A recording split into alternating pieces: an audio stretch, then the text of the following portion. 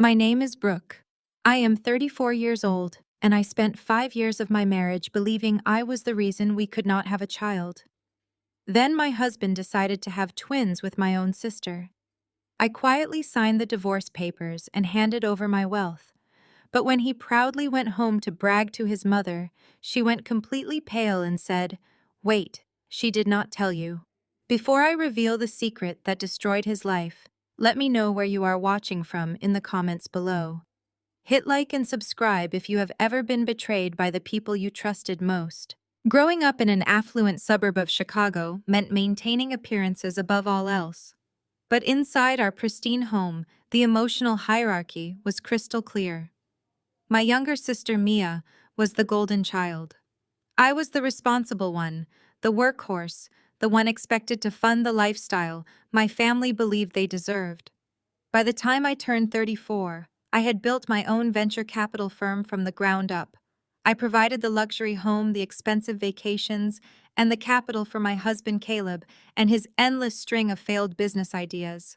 Thanksgiving was supposed to be a peaceful day. I had spent the entire morning in the kitchen of our custom-built home preparing a massive feast.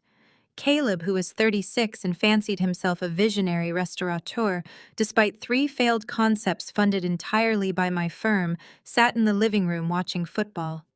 He had been distant lately. I blamed it on the stress of his latest business closure and the emotional toll of our ongoing fertility struggles. We had spent 5 grueling years and tens of thousands of dollars on medical treatments trying to conceive. Every negative test was a blow, and Caleb made sure I felt the weight of that failure. He frequently reminded me that I was too focused on my career to give him the family he desperately wanted. When the doorbell rang, I wiped my hands on my apron and went to welcome my family. My parents, Linda and Thomas, swept into the foyer, immediately wrapping Mia in tight hugs. Mia was 29, effortlessly beautiful, and perpetually unemployed. She floated through life on a cushion of parental allowances and my occasional financial bailouts. "You look exhausted, Brooke," my mother, Linda said, offering me a stiff pat on the shoulder.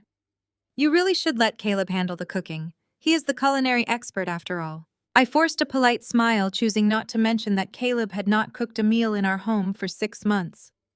I ushered everyone into the formal dining room. The table was set with crystal glasses, fine china, and an enormous centerpiece I had arranged myself. The smell of roasted turkey and warm spices filled the air, creating an illusion of domestic bliss. We all took our seats. Caleb sat at the opposite end of the long mahogany table, avoiding my gaze entirely. Mia sat to his right, her face glowing with an unusual radiance. The dinner conversation flowed predictably. My father Thomas boasted about his recent golf games, while my mother praised Mia for simply existing. When I tried to share some news about a successful investment portfolio my firm had just closed, Linda quickly changed the subject, stating that business talk was too masculine for a family holiday. I swallowed my frustration and focused on my food. I was used to being the financial provider while simultaneously being treated as a social embarrassment. As we finished the main course, a strange energy shifted over the table. Mia set her fork down and picked up her wine glass, which I noticed was filled with sparkling cider instead of wine. She tapped her spoon against the glass, the sharp ringing sound cutting through the low murmur of conversation. "I have an announcement to make," Mia said, her voice trembling with manufactured emotion. She stood up, smoothing down the front of her expensive silk dress. A dress I had paid for last month when she claimed she needed money for rent. My parents leaned forward, their faces shining with anticipation. I smiled supportively, assuming she had finally found a new job, or perhaps a new boyfriend. "I am pregnant," Mia announced, tears of joy welling in her eyes. 5 months along. "And it is twins." The table erupted into cheers. My mother gasped and clasped her hands over her heart, while my father let out a booming laugh of approval. I felt a sharp, sudden pang of jealousy in my chest. 5 years of agonizing fertility treatments of needles and hormones and shattered hopes, and my younger sister had gotten pregnant effortlessly. But I pushed the bitterness down. She was my sister. I loved her, and I was going to be an aunt. "That is wonderful news, Mia. I said, genuinely trying to be happy for her. I reached for my wine glass, preparing to offer a proper toast to her and the babies.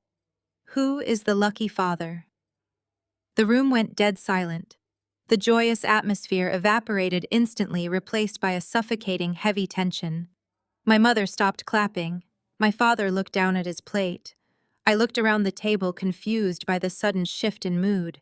That is when Caleb stood up. He did not look at me. Instead, he walked slowly around the edge of the table and stopped right next to Mia. He reached out and took her hand, his fingers intertwining with hers, in a gesture so intimate it made my stomach drop. I stared at their joined hands, my mind struggling to process the visual information. Caleb, my husband of 5 years, the man whose dreams I had bankrolled, the man who had held me while I cried over negative pregnancy tests, was holding my sister's hand. Caleb finally raised his head and looked directly into my eyes. His expression was completely void of warmth or regret. There was only a cold, calculating arrogance. "I am filing for divorce, Brooke." Caleb stated, his voice steady and cruel in the quiet dining room. The words hung in the air, disjointed and surreal. Divorce. My brain scrambled to connect the pieces. Mia was pregnant. Caleb was holding her hand. Caleb wanted a divorce. Mia is giving me the real family you could not. Caleb continued, his words slicing through the silence like a physical blade. She is carrying my children, my twins. The room started to spin. I could hear the faint ticking of the grandfather clock in the hallway, the sound stretching out into eternity. I looked at Mia, waiting for her to pull her hand away, waiting for her to say this was some kind of horrible, twisted joke. But Mia just gazed up at Caleb with a look of pure adoration, completely ignoring the fact that she had just destroyed my life in my own home. "You have been too focused on your money and your venture capital firm to be a real wife," Caleb added, his tone dripping with self-righteous justification. "I sacrificed my own career to support you through all those useless medical treatments. I deserve to be a father. I deserve to be happy. And Mia makes me happy." I sat frozen in my chair. The physical sensation of betrayal was overwhelming. It felt as though all the air had been sucked out of the room, leaving me gasping for breath. The man I loved and the sister I had protected had been sleeping together behind my back. They had created life together while I was injecting myself with hormones, desperately trying to give him a child. I slowly turned my gaze away from the two of them and looked toward the other end of the table. I looked at my parents, Linda and Thomas. I waited for the explosion. I waited for my father to stand up and throw Caleb out of the house. I waited for my mother to scream at Mia for committing the ultimate betrayal against her own flesh and blood. I sat there in the wreckage of my marriage, clutching my napkin under the table, assuming my parents would immediately defend me against this blatant, disgusting infidelity. I waited for them to protect me. I waited for them to act like a real family. The silence stretched on, heavy and suffocating, as I waited for anyone to say that this was wrong. But the silence was finally broken by the scraping of a wooden chair against the hardwood floor. My father, Thomas, stood up. He did not look at me.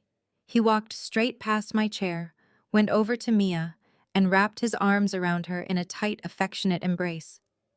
My mother, Linda, rushed to the other end of the table, her face breaking into a wide, tearful smile as she pulled Caleb and Mia into a shared hug. My mother finally turned to look at me. Her expression hardened into something pragmatic and cold. She walked over and stood beside my chair, looking down at me with a mixture of pity and annoyance. "Be graceful about this, Brooke," my mother said, her voice steady and perfectly modulated. "You have had 5 years to give Caleb a child. You chose your venture capital firm over your duties as a wife. Your sister is fulfilling his dream now. She is giving him the family he deserves. You need to pack your bags and step aside." "Step aside," I repeated, the words tasting like ash in my mouth. "You want me to step aside so my unemployed sister can steal my husband and the house I paid for?" Caleb scoffed, crossing his arms over his chest. "Do not make this about money, Brooke. You always make everything about money. It is about love and family." "Love and family," I said slowly, standing up. My voice was dangerously calm. Caleb, I have single-handedly funded your life for the past 5 years. I paid off the massive business loans for your first failed bistro. When that went under, I financed your gourmet burger restaurant, which went bankrupt last month because you could not be bothered to show up for work. I paid for the roof over your head, the car in your driveway, and the very clothes you are wearing right now. Mia stepped forward, sheltering behind Caleb's arm. You do not have to be so mean to him, Brooke. I turned my gaze to my sister. And you, Mia. I paid off your $30,000 credit card debt last year so you would not get sued. I paid your rent for 6 months when you refused to get a job. I bought the silk dress you are wearing right now. I have funded this entire family, and the moment my uterus is deemed useless, you all decide to throw me away. My father slammed his hand flat on the dining table. That is enough, Brooke. You are being completely unreasonable. Your sister is carrying twins. She needs a stable environment and a stress-free home. You have your business and your money. You will be fine. Caleb and Mia need this house to raise the babies. You need to do the right thing and leave tonight. They were serious. They actually expected me to surrender my home simply because Mia was providing the biological function I had struggled with. There was no love in this room for me. I was nothing more than a financial crutch, a resource to be tapped until they found a reason to discard me. I did not scream or cry. I simply nodded, turned on my heel, and walked out of the dining room. I climbed the grand staircase to the master bedroom, grabbed a single leather suitcase, and began to pack. I took enough clothes for a few days, my laptop, my passport, and my most important financial documents from the safe. Everything else was just stuff I could replace. As I zipped the suitcase shut, I looked around the room one last time. I saw the empty bassinet in the corner. I felt a sharp ache in my chest, but I forced it down. There would be time to mourn later. Right now, I needed to survive. I carried my suitcase downstairs. My family was still in the dining room talking in hushed, excited voices about nursery colors and baby names. They did not even pause their conversation as I walked past the doorway. I stopped at the console table in the foyer. I took my house keys off my keychain and placed them gently on the polished wood. The soft clink of the metal was the only goodbye I offered. I opened the heavy oak front door and walked out into the chilly November night, leaving the door unlocked behind me. I got into my car and drove away from the life I had built, my mind already shifting from shock into cold, calculating survival mode. The drive into the city was a blur of streetlights and highway signs. My phone buzzed continuously in the passenger seat, likely text messages from my mother reminding me not to make a scene and to let Caleb keep the furniture. I ignored them all. My only focus was getting to a secure location where I could begin dismantling the financial lifelines I had so generously provided to the people who had just destroyed me. I pulled up to a luxury hotel in downtown Chicago, handing my keys to the valet with a steady hand. The lobby was quiet, decorated with elegant autumn displays. I walked directly to the front desk, presented my platinum credit card, and immediately booked their absolute best available luxury suite for the entire upcoming week. The concierge handed me my room key with an incredibly polite smile, sincerely wishing me a wonderful and pleasant Thanksgiving evening. The bitter irony of his statement was certainly not lost on me. I took the elevator to the top floor, my mind racing with strategies. I needed to freeze my personal accounts. I needed to separate my venture capital firm from any joint marital assets immediately. I needed to ensure Caleb could not access a single dime of my money to fund his new life with my sister. I swiped my keycard and pushed open the heavy door to my suite. The room was dark and silent, a stark contrast to the chaotic dining room I had left behind. I set my suitcase on the luggage rack and immediately reached into my bag for my laptop. But before I could even open the screen, there was a sharp, authoritative knock at my hotel room door. I frowned, glancing at the digital clock on the bedside table. It was nearly 10 at night on Thanksgiving. The concierge had just given me my key. No one knew I was here. I walked slowly back to the door and looked through the peephole. Standing in the hallway were two men in dark tailored suits. One held a thick manila envelope. I unlocked the door and opened it just a fraction, keeping the security chain engaged. Brooke Anderson, the man with the envelope, asked, his voice entirely devoid of holiday cheer. Yes, I answered cautiously. Who are you? The man held up a badge, then slid the thick manila envelope through the narrow gap in the door. You have been served, Miss Anderson. I represent the legal team retained by your husband, Caleb Anderson. We were tracking your vehicle through your joint car insurance policy, GPS system. Your husband officially filed a massive emergency financial injunction against you tonight. All of your joint bank accounts, your business assets, and your investment portfolios have been temporarily frozen pending the divorce proceedings.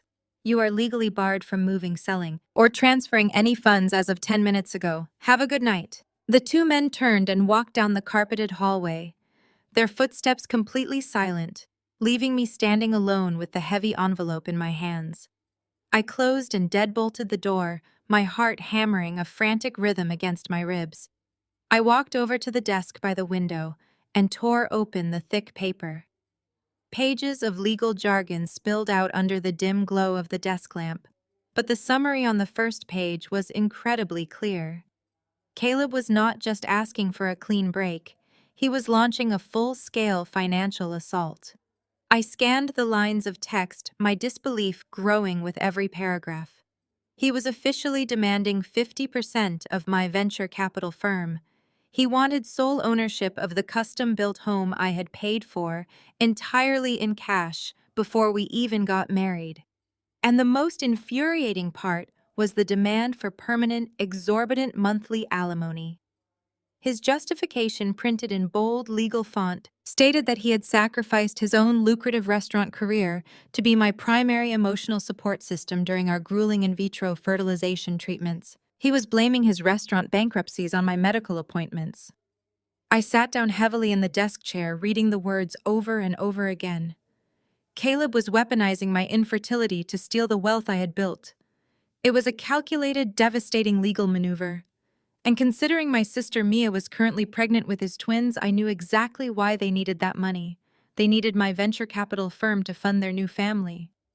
They were planning to bleed me dry to pay for diapers, private schools, and whatever new failed business venture Caleb dreamed up next. I did not sleep that night. I sat by the window watching the sun slowly rise over the Chicago skyline, drinking lukewarm coffee from the room service tray. By 7 in the morning, I had formulated a plan. I picked up my phone and dialed the personal cell number of the most ruthless divorce attorney in the city. Her name was Vivian, and she was famous for utterly dismantling greedy spouses in the courtroom. I need to see you immediately, I told her the second she answered the phone. My husband just served me with an emergency injunction, and he is trying to take half of my firm. I was sitting in Vivian's immaculate downtown office less than 2 hours later. The glass walls offered a sweeping view of Lake Michigan, but my focus was entirely on the sharp, impeccably dressed woman sitting across the polished conference table. Vivian adjusted her reading glasses and flipped through the pages of the injunction I had brought her. Her expression remained completely neutral, but her eyes flicked upward to meet mine. He moved fast, Vivian noted, tapping her manicured fingernail against the documents. Filing an emergency injunction on Thanksgiving night is an expensive and aggressive tactic. He clearly wants to paralyze your business operations so you panic and settle quickly. I am not settling, I said, my voice cold and hard. He claimed he sacrificed his career for my medical treatments. He has not worked a full-time job in 3 years. I paid off his business debts. I bought his car.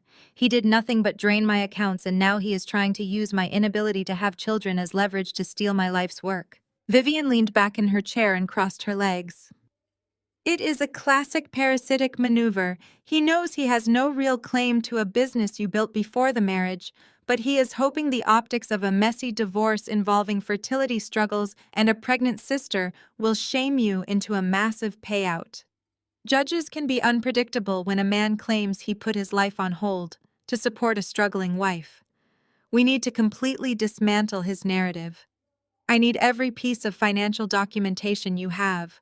Bank statements, loan payoffs for his restaurants, receipts for your sister's debts. We need to show the court that you were his primary source of income, not his dependent. I nodded mentally, calculating exactly how many records I had stored on my secure cloud drive. I have all of it. I can prove I funded everything. But what about the house? I bought it before we were married, but his name is on the deed because my mother convinced me it would make him feel like a true partner. My chest tightened at the memory. My parents had pushed so hard for that. They had manipulated me into putting his name on the house, claiming it was the right thing to do for family unity. Now, seeing the pieces fall into place, a sickening realization washed over me. My parents had to have known about this legal strike. An injunction like this costs tens of thousands of dollars to file on a holiday. Caleb did not have that kind of cash. My parents had funded his lawyer. They were actively helping my husband and my sister steal my wealth. The betrayal was so absolute, so meticulously planned that it took my breath away. Vivian saw the realization dawn on my face. Family dynamics in these cases are often the most vicious, she said quietly. Your family is treating your assets as a shared community pot, and they have decided your sister and her babies are the new priority. We will fight the house claim, but because his name is on the deed, it complicates things. We need to bury him in paperwork. I want you to go back to your hotel and start compiling a comprehensive timeline of your marriage. I want financial records, tax returns, and especially your medical records from the fertility clinic. We need to prove exactly how much time he actually spent supporting you versus how much time he spent running his businesses into the ground. I will get it all, I promised, standing up from the conference table. I will give you everything you need to crush him. Vivian offered a sharp, predatory smile. Good. Let him think he has the upper hand for now. Arrogance is a fool's best friend. We will strike back when he is least expecting it. I left the law office feeling a renewed sense of purpose. The shock of the previous night had been entirely replaced by a cold, burning determination. My family thought I would crumble. They thought I would cry and eventually hand over my money just to keep the peace. They had grossly underestimated the woman they had spent years relying on. I drove back to my hotel, stopped to buy a black coffee, and headed straight to my suite. I locked the door, took off my coat, and opened my laptop on the desk. I needed to tackle the medical records first to prove Caleb's lack of involvement. I navigated to the website of the fertility clinic we had used. I typed my secure password, bracing myself for the blow of seeing our failed treatment cycles. The patient portal loaded on my screen. As the page refreshed, a small red notification icon caught my eye. It was an unread message from our primary doctor sent directly to Caleb's profile, but automatically copied to our joint portal access. I stared at the subject line for a long moment, my pulse quickening. We had stopped treatments months ago. There was absolutely no reason for the clinic to be contacting him now. My hand hovered over the trackpad. My finger trembled just slightly as I moved the cursor toward the unread notification. Caleb had always handled the communication with the clinic, insisting that he wanted to be the supportive husband by managing the administrative side of our fertility journey. I clicked the icon. A secure message window popped up dated 3 months ago, right around the time we had our final explosive argument about ending the treatments. The sender was Dr. Harrison, the senior specialist, who had been overseeing our case. The subject line simply read, "Follow up on additional male factor testing." I frowned, leaning closer to the screen. Caleb had always told me his tests came back completely normal. For 5 years, the narrative in our household, the narrative my entire family had accepted as gospel, was that my body was the problem. I was the one failing. I clicked the attachment, opening a PDF containing several pages of laboratory results. The first page was filled with standard medical disclaimers. I scrolled down to the actual laboratory findings. The medical terminology was dense, but I had spent half a decade obsessively researching fertility treatments. I knew how to read a semen analysis report.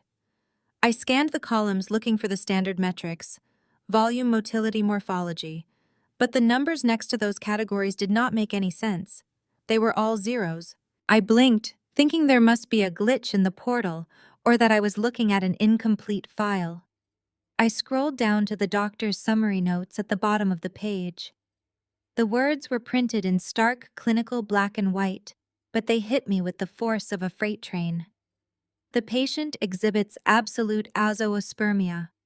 Successive samples confirm a complete absence of spermatozoa. Natural conception is biologically impossible. Furthermore, due to the underlying structural anomalies present, surgical extraction for in vitro fertilization is not a viable option. We strongly recommend discussing donor options or adoption at your next appointment. I read the paragraph again. My brain stalled, unable to reconcile the reality of the medical document with the reality of the Thanksgiving dinner I had just walked away from. Absolute azoospermia. Biologically impossible. I stared at the screen until the letters blurred together. Caleb was completely 100% sterile. He could not father a child. He never could. A wave of dizziness washed over me. I grabbed the edge of the desk, my knuckles turning white as I anchored myself to the present moment. 5 years. For 5 years, I had injected myself with hormones that made my mood swing wildly. I had cried myself to sleep in empty hotel rooms during business trips. I had allowed my husband to look down on me with pity and resentment. I had allowed my mother to make snide comments about my biological clock and my failure as a wife. All because Caleb was too much of a coward to face his own medical reality. He had received this message 3 months ago. He had opened the portal, read that he was the reason we could not have children, and deliberately marked the message as unread. He had buried the truth to protect his fragile, inflated ego. He had let me carry the crushing weight of our infertility all on my own. But as the profound betrayal of his silence washed over me, a new, far more explosive realization took root in my mind. Mia was 5 months pregnant, with twins. The breath caught in my throat. I stood up so fast the desk chair rolled backward and hit the hotel room wall. I pressed my hands against my mouth as a sound escaped me. It was not a sob, it was a laugh. A sharp, hysterical, incredulous laugh that bubbled up from the darkest, most vindictive part of my soul. Mia was pregnant. Caleb was filing for divorce because he believed he was finally getting the biological family he had always wanted. But those babies could not possibly belong to Caleb. Caleb, the man who had just launched a brutal legal assault to steal my wealth under the guise of funding his new family, was being played for an absolute fool. He was destroying a marriage to a loyal, wealthy woman to play house with another man's children. He was so blinded by his own vanity, so desperate to prove his virility, that he had never once stopped to question the biology of the situation. He just blindly accepted that my sister was carrying his miraculous twins. And Mia, my beautiful, manipulative, perfectly helpless younger sister. The realization of what she was doing hit me with crystal clarity. Mia was certainly not stupid. She knew exactly how pregnancy worked. She had slept with someone else, gotten pregnant, and found herself in a desperate situation. She desperately needed a wealthy, gullible scapegoat. Caleb was the perfect target. He was already deeply insecure about our lack of children. He was easily flattered. He had access to my money. All Mia had to do was stroke his ego, sleep with him a few times, and hand him the ultimate prize. She was using my husband to hide the identity of the real father, and she was banking on Caleb using my venture capital firm to fund her luxurious lifestyle. I walked over to the minibar, poured myself a glass of sparkling water, and drank it down in one long swallow. The cold water grounded me, snapping my mind back into razor-sharp focus. The power dynamic had just shifted entirely.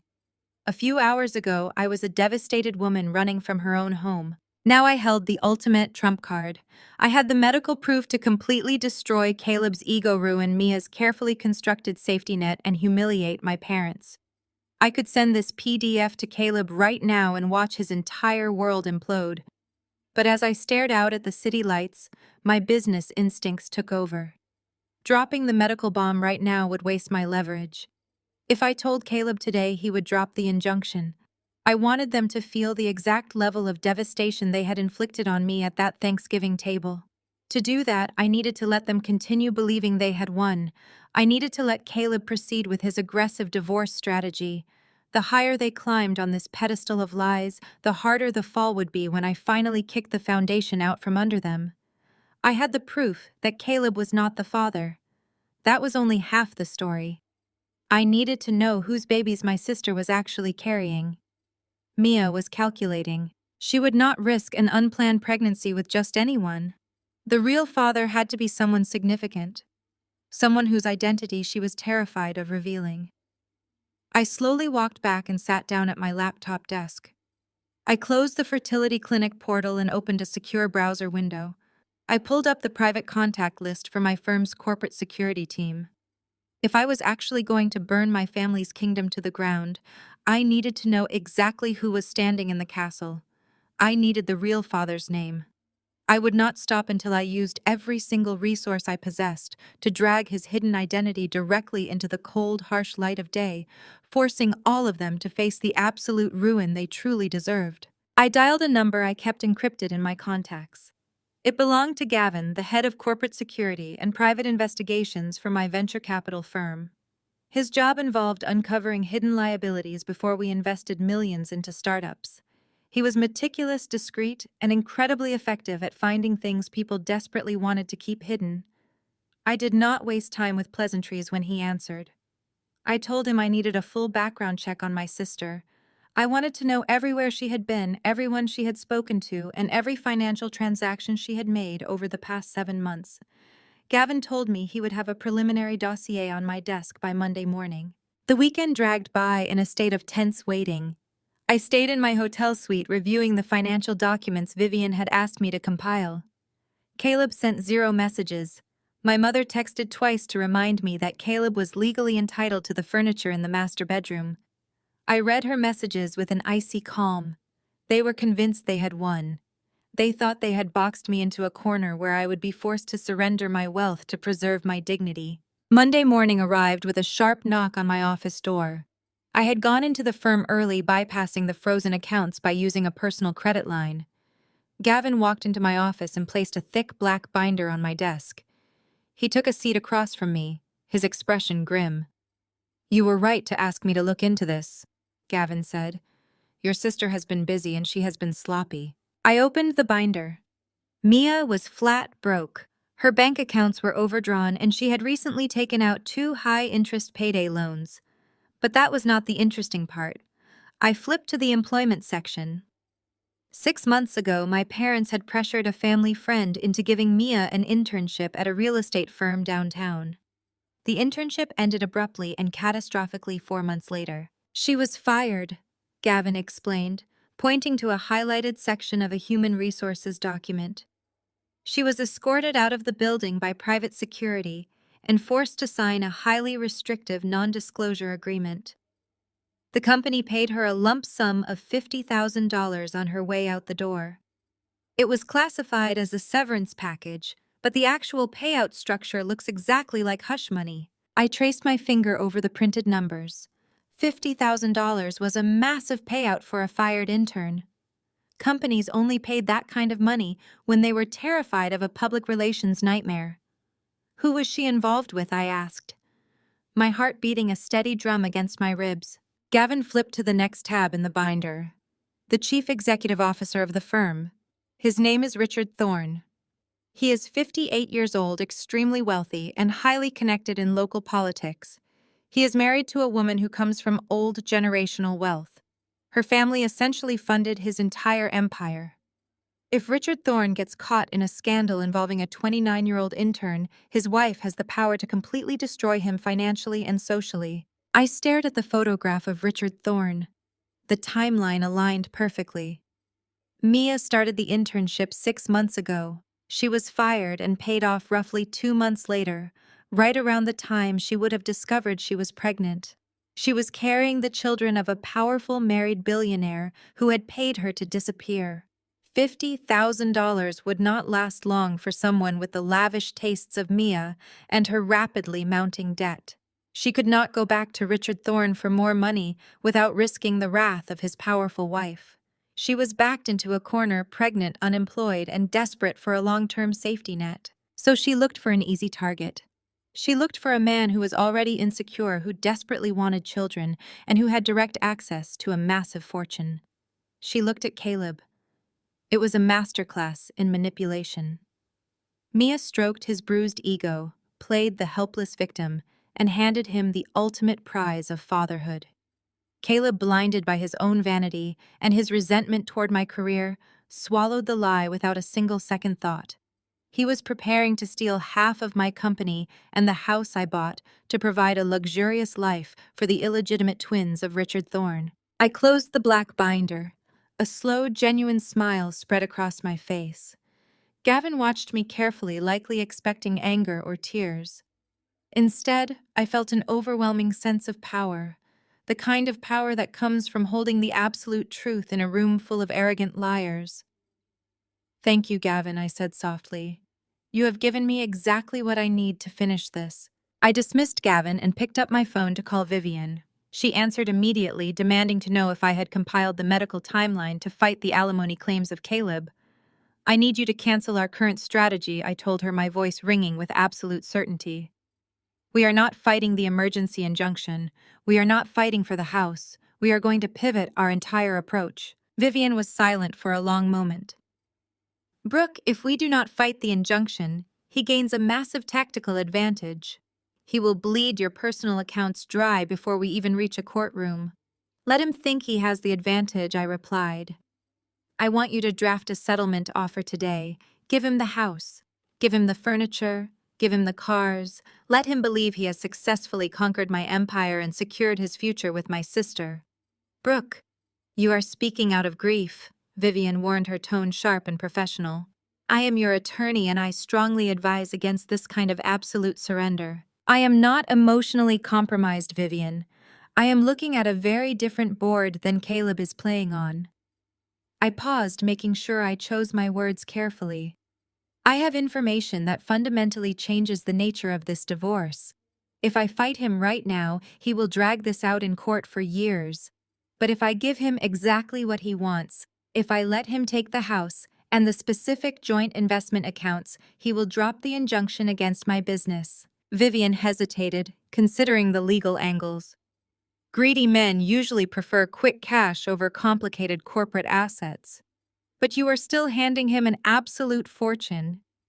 "I want him to have that specific joint investment account," I said, leaning back in my chair and looking out the window at the bustling city far below. "I want his name, and only his name, attached to that money. Because once the divorce is finalized, once my name is completely scrubbed from those assets, they are going to face a problem they cannot manipulate their way out of." I did not tell Vivian about the twins. I did not tell her about Richard Thorne or the medical records proving the sterility of Caleb. I just needed her to execute the legal maneuver that would sever my liability and lock Caleb into the trap he had so eagerly built for himself. I was going to let my traitorous husband and my deceitful sister hang themselves with their own completely boundless greed. Vivian stared across the desk, her sharp eyes searching for hesitation. She built her career fighting for every penny, and my instruction to hand over an $800,000 account went against every instinct she possessed. She warned that giving Caleb the house and that account would leave him with the lion's share of our liquid assets. I explained that fighting him would drain my venture capital firm through endless legal fees. I framed my surrender as a calculated business decision to protect my company. I needed my firm unencumbered, and if paying him off with the house and account was the price of freedom, I was willing to pay it. Vivian sighed, opening her laptop to begin drafting the settlement. The document she created was a masterpiece of unconditional surrender. I formally waived my right to contest the financial injunction. I agreed to sign a quitclaim deed transferring my ownership stake in our custom-built home directly to Caleb. I relinquished all claims to the joint account, holding exactly $800,000, stipulating the funds would become his sole property the moment the judge signed the final decree. In exchange, Caleb would drop all claims against my firm and waive his demand for alimony. It was a clean, swift amputation of our marriage. By Tuesday afternoon, Vivian transmitted the settlement offer to Caleb's legal team. I spent the rest of the day waiting for the inevitable reaction. I knew exactly how Caleb operated. He would view this rapid capitulation as a monumental victory. He would believe his ruthless holiday ambush had completely shattered my resolve.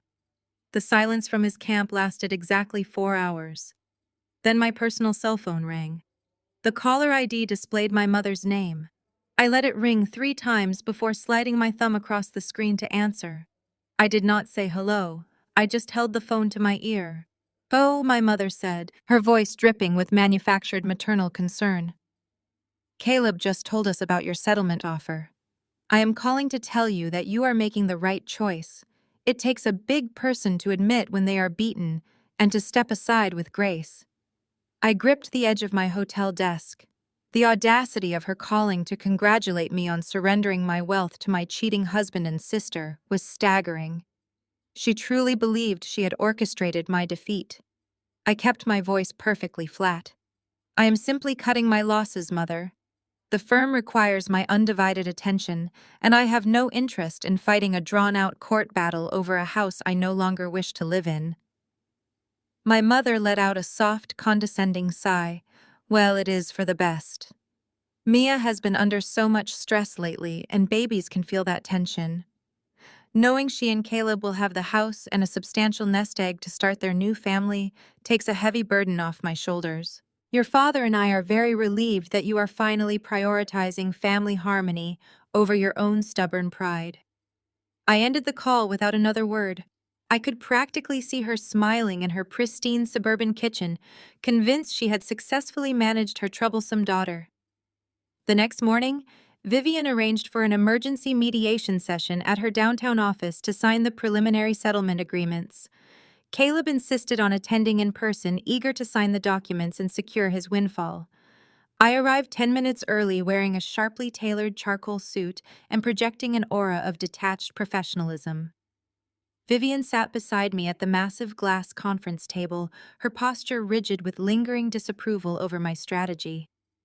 The heavy oak doors swung open and Caleb walked in. He was not alone. Mia trailed closely behind him, clutching a designer handbag I had paid for last Christmas. My mother followed them, hovering like a protective guard dog, ensuring her favorite daughter secured her stolen prize. Caleb looked incredibly smug. He walked with a swagger that made my stomach turn. He pulled out a chair for Mia, helping her sit down with an exaggerated display of affection. My mother took the seat next to them, casting a warning glare in my direction. Caleb's lawyer slapped the settlement documents onto the glass table.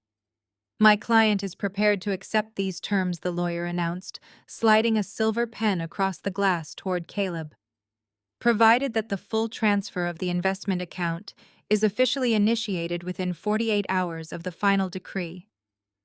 Vivian looked at me, giving me one last silent chance to back out of the disastrous deal. I gave her a curt, definitive nod. "We agree to the timeline," Vivian stated coldly. "The financial assets will be transferred exactly as outlined in the contract." Caleb picked up the pen eagerly. He did not bother to read the fine print. He flipped straight to the signature page and signed his name with a heavy, triumphant flourish. He pushed the document across the table to me. I picked up my own pen and signed my name legally, severing myself from the joint account and the luxury house I had built from the ground up. I felt a profound sense of relief wash over me as the ink dried on the paper. The trap was officially set, and Caleb had willingly locked the cage door from the inside. Vivian gathered the documents, her face an unreadable mask of professional detachment. She informed Caleb's lawyer that the judge would expedite the final decree given the mutual agreement of both parties. The meeting was over in less than 20 minutes. I stood up and prepared to leave the room. But Caleb could not resist the urge to twist the knife. He stood up and wrapped his arm around Mia's waist, pulling her close. "You know, Brooke, you actually did us a massive favor," Caleb said, his voice echoing loudly in the quiet room. "I was worried you were going to drag this out and make things difficult for the babies, But handing over 800 grand and the big house right out of the gate proves you finally realize you never had what it takes to be a real partner. Mia rested her head against his shoulder, looking up at me with wide, innocent eyes. We really appreciate you being so understanding about the house, Brooke. It is just a much better environment for raising twins than an apartment. I am sure you will find a quiet condo closer to your office. My mother beamed at them both, reaching out to pat Caleb on the arm. You both handled this beautifully. Now we can finally focus on the future and getting the nursery ready. Caleb puffed out his chest, looking down at me with absolute unfiltered arrogance. He had no idea the specific investment account he claimed as his sole property was flagged by federal agents. He had no idea that his name being the only one on that particular account made him entirely liable for the massive tax fraud his failed restaurants had committed over the past 3 years. He stood there bragging to my sister and my mother about breaking my spirit, completely unaware that he had just swallowed a lethal financial grenade. I looked at them standing together in their delusion of absolute victory and offered a genuine smile. "You are very welcome, Caleb," I said softly. "I truly hope you get exactly what you deserve." I turned and walked out of the conference room without looking back. Vivian followed closely behind me, maintaining silence until the glass elevator doors slid shut. As the elevator began its descent, Vivian let out a long breath and crossed her arms. "You gave up too much, Brooke.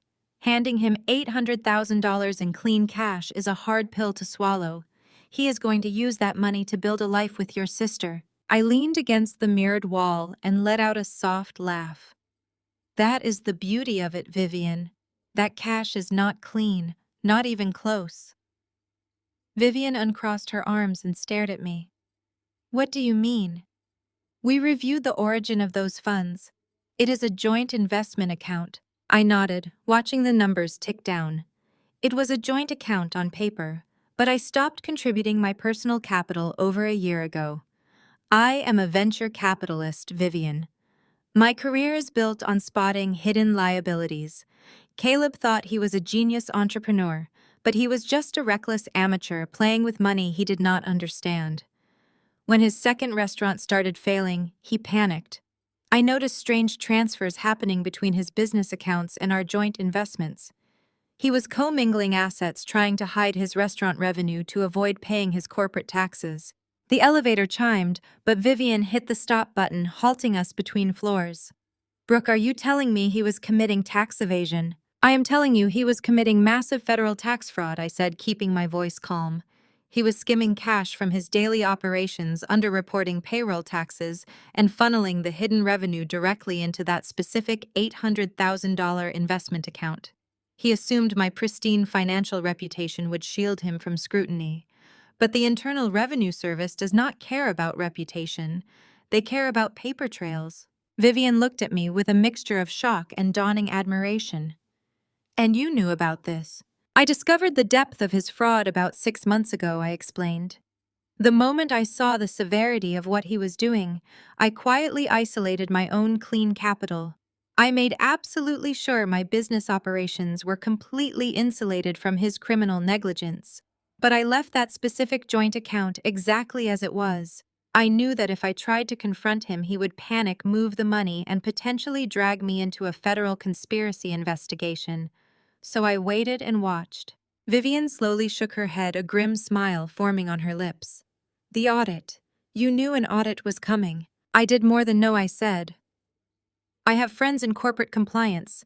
The federal government officially opened a massive tax evasion audit into Caleb and his failed restaurant group 3 weeks ago.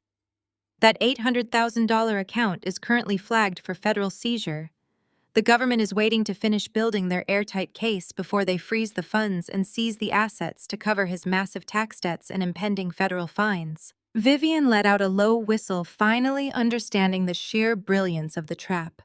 "By offering him that specific account in the divorce settlement, you completely removed your name from the liability." "Exactly," I said. "By demanding sole ownership of that account, Caleb legally claimed sole responsibility for every single dollar of fraudulent money inside it. When the federal agents freeze that account, they will not be looking at me. My name is officially scrubbed from the ledger." Caleb just signed a legally binding document declaring that the $800,000 is his entirely.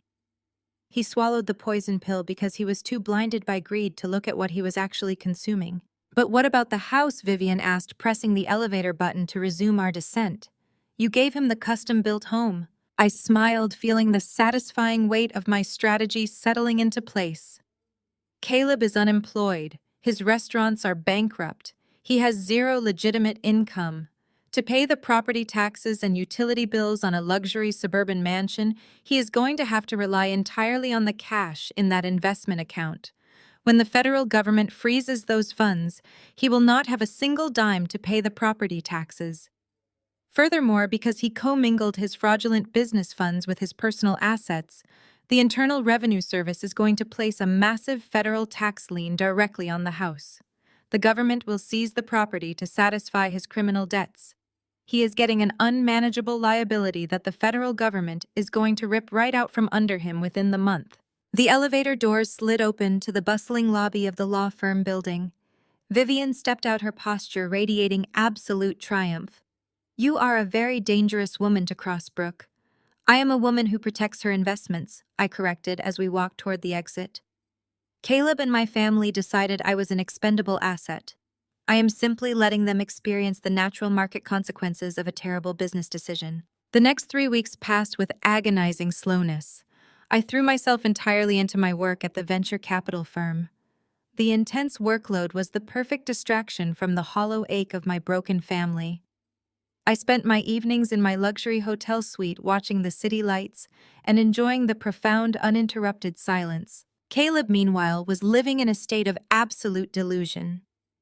Through mutual acquaintances in our old suburban neighborhood, I heard updates about his spectacular arrogance.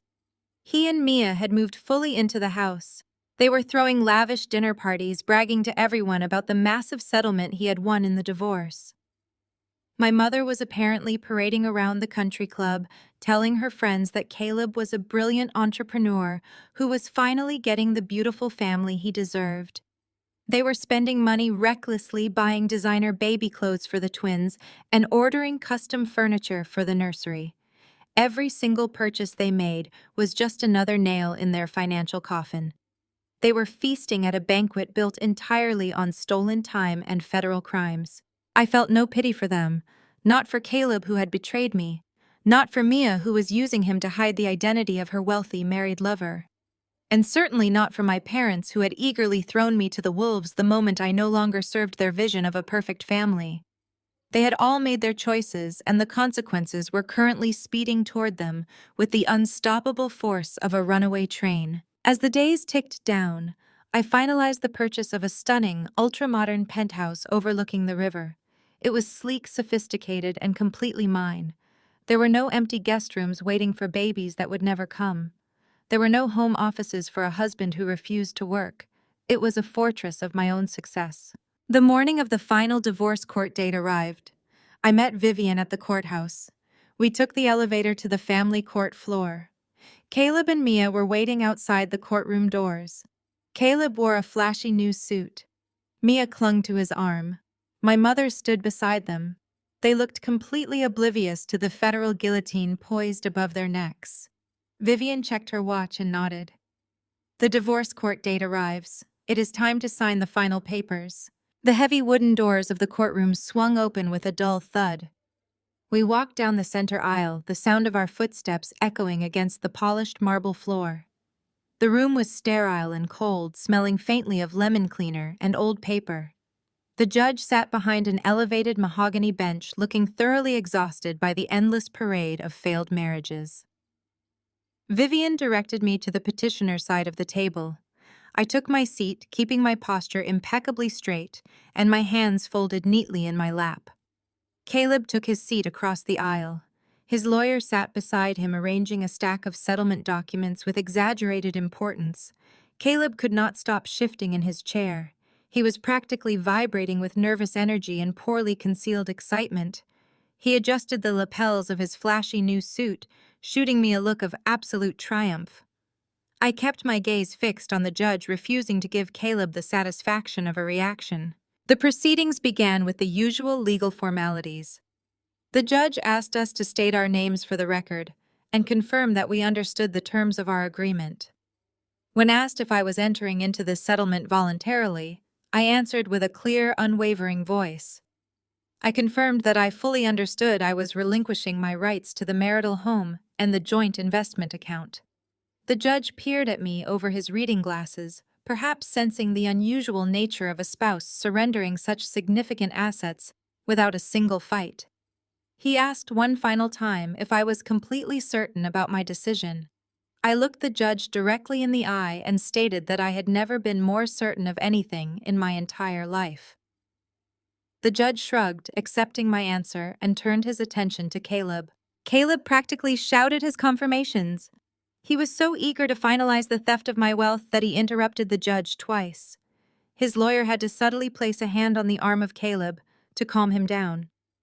The judge picked up his heavy black pen and signed the final decree. He brought his official seal down on the paper with a sharp, definitive crack. The sound echoed through the silent courtroom like a gunshot. In that exact fraction of a second, the legal tether binding me to Caleb was severed forever. I was completely, unequivocally free. All of his impending financial destruction, the massive tax evasion, the federal audits, and the staggering criminal liabilities were now locked onto his name and his name alone. I stood up smoothly, buttoning my suit jacket. Vivian gathered our copies of the documents and placed them into her leather briefcase. She offered me a small, approving nod. We turned and walked down the center aisle together.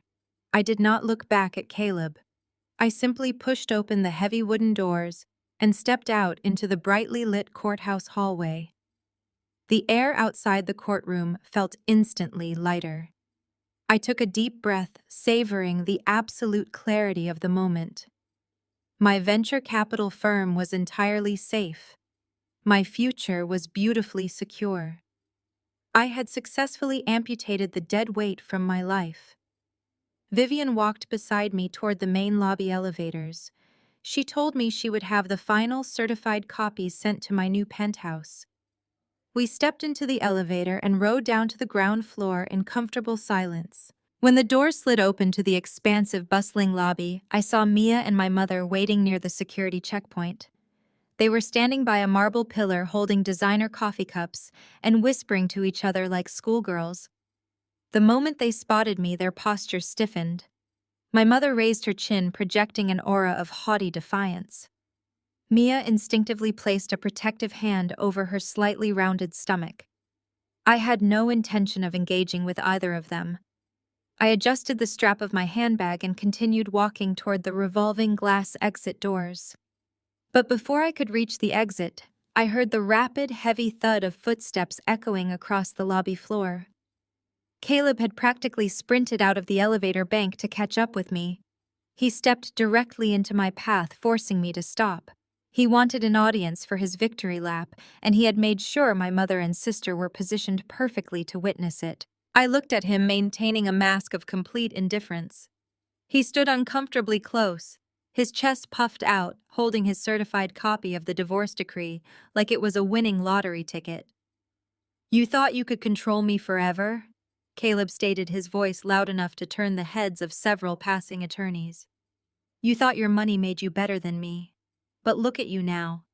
You are walking out of here with nothing but your lonely, miserable career." I let his words wash over me without absorbing a single drop of their poison. I noticed the slight bead of sweat on his forehead and the frantic, insecure energy radiating from his posture. He needed me to be devastated. He needed my pain to validate his choices. When I simply looked at him with mild boredom, his face twisted into an ugly sneer. He leaned in closer, dropping his voice to a harsh, mocking whisper. "You are a cold, empty failure, Brooke. You could not give me a family. You could not even give me a child. But Mia is a real woman. She is giving me everything you lacked. She loves me for who I am, not for what I can do for your corporate image. I am taking the house, I am taking the money, and I am starting a real family. You are going to spend the rest of your life sitting alone in some empty apartment, wondering why nobody could ever love you." I listened to his entire pathetic monologue. I looked over his shoulder and saw Mia smiling timidly, while my mother looked on with a sickening expression of pride. They truly believed they had conquered me. They truly believed they were walking away with the keys to the kingdom. They had no idea that the kingdom was already burning to the ground. I did not raise my voice. I did not defend my career or my worth. I did not hurl insults or point out his endless string of pathetic failures. Instead, I looked directly into the eyes of Caleb and let a slow, genuine, radiant smile spread across my face. It was a smile of pure, unadulterated peace. It was the smile of a woman who knew exactly how the story was going to end. Caleb faltered. My complete lack of anger confused him. His triumphant sneer wavered as he searched my face for any sign of the devastation he so desperately wanted to see. He found absolutely nothing. I stepped neatly around him, completely ignoring his presence. I pushed through the heavy revolving glass doors and stepped out into the crisp, bright morning air. The city streets were bustling with energy. A sleek black town car was idling at the curb, sent by my firm to pick me up. My driver stepped out immediately and opened the rear door for me. I slid into the luxurious leather-back seat, settling in with a profound sense of comfort. High on his victory, Caleb decided to visit his mother, Evelyn, to eagerly show off his new wealth and his impending fatherhood. Caleb gripped the steering wheel, feeling an intoxicating rush of pure adrenaline. In his mind, he had just executed the greatest financial and personal victory of his entire life. He had successfully outsmarted a brilliant venture capitalist. He had secured a sprawling custom-built mansion and claimed a massive cash reserve. Most importantly, he was finally going to be a father. He pulled into the concrete driveway of the modest brick house where he grew up. He grabbed the thick manila envelope containing the certified divorce decree from the passenger seat and marched up the front walkway. He pushed open the front door and called out to his mother, his voice booming with arrogant enthusiasm. Evelyn was in the kitchen, wiping down the countertops with a damp cloth. She was a practical, grounded woman who never quite understood her son and his constant need for flashy displays of wealth. She looked up as Caleb strode into the room, tossing the heavy envelope directly onto the center of the wooden dining table. He pulled out a chair and sat down, leaning back with his hands clasped behind his head. "It is done," Caleb announced, a massive grin stretching across his face. "I signed the final papers this morning. I took her for absolutely everything." Evelyn set the cloth down by the sink and wiped her hands on a dish towel. She walked over to the table, looking at the thick stack of legal documents with apprehension and weary resignation. She knew Brooke had been the one keeping Caleb afloat for years. "Take who for everything?" Evelyn asked, her brow furrowing in confusion. "Caleb, what exactly did you do?" "I divorced Brooke," Caleb stated proudly, relishing the shock on his mother and her face. "And I walked away with the house and an investment account holding $800,000 in pure liquid cash. She did not even fight me on it. She just rolled over and handed it all to me." Evelyn slowly pulled out a chair and sat down across from him. She reached out and pulled the documents closer, adjusting her reading glasses. She flipped through the first few pages, scanning the heavily formalized legal text. Her eyes widened as she read the absolute surrender of assets. She could not fathom why a woman as intelligent and fiercely protective of her wealth as Brooke would simply abandon such a massive fortune. It did not make any logical sense. "Brooke is a brilliant financial mind," Evelyn murmured almost to herself. "She does not just hand over $800,000 out of the goodness of her heart. Why would she agree to this?" "Because she knew she was completely beaten," Caleb bragged, leaning forward and resting his elbows on the wooden table. "She knew she failed as a wife. I told her I was done waiting around for a family she was never going to give me. I told her I found a real woman who actually knows how to be a mother." Evelyn looked up from the papers, the confusion on her face deepening into genuine alarm. "A real woman. Caleb, what on earth are you talking about?" Caleb beamed, puffing his chest out. "Mia is pregnant. My sister-in-law is carrying my babies. We are having twins, Mom. I am finally going to be a father, and we are going to raise my kids in that massive luxury house Brooke paid for. It is the ultimate upgrade. Evelyn stopped breathing. Her hands froze completely still on top of the crisp white legal papers. The blood rapidly drained from her face, leaving her complexion an ashen, sickly gray. She stared at her son, her eyes wide with a sudden, overwhelming horror. The silence in the small kitchen became suffocating, broken only by the low hum of the refrigerator in the background. Caleb noticed the dramatic shift in her expression. His arrogant smile faltered slightly. He had expected her to jump up and hug him, to cry tears of joy over her impending grandchildren. Instead, she looked as though she had just watched a ghost walk into the room. Mom, Caleb said, his tone shifting from triumphant to annoyed. Did you hear what I just said? You are going to be a grandmother. We are having twins. Evelyn slowly removed her reading glasses with trembling fingers.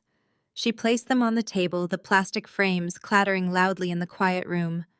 She looked at Caleb with a mixture of profound pity and absolute terror. Wait, Evelyn whispered, her voice barely audible, cracking under the weight of a devastating realization. Brooke did not tell you. Caleb frowned, leaning back in his chair. Tell me what?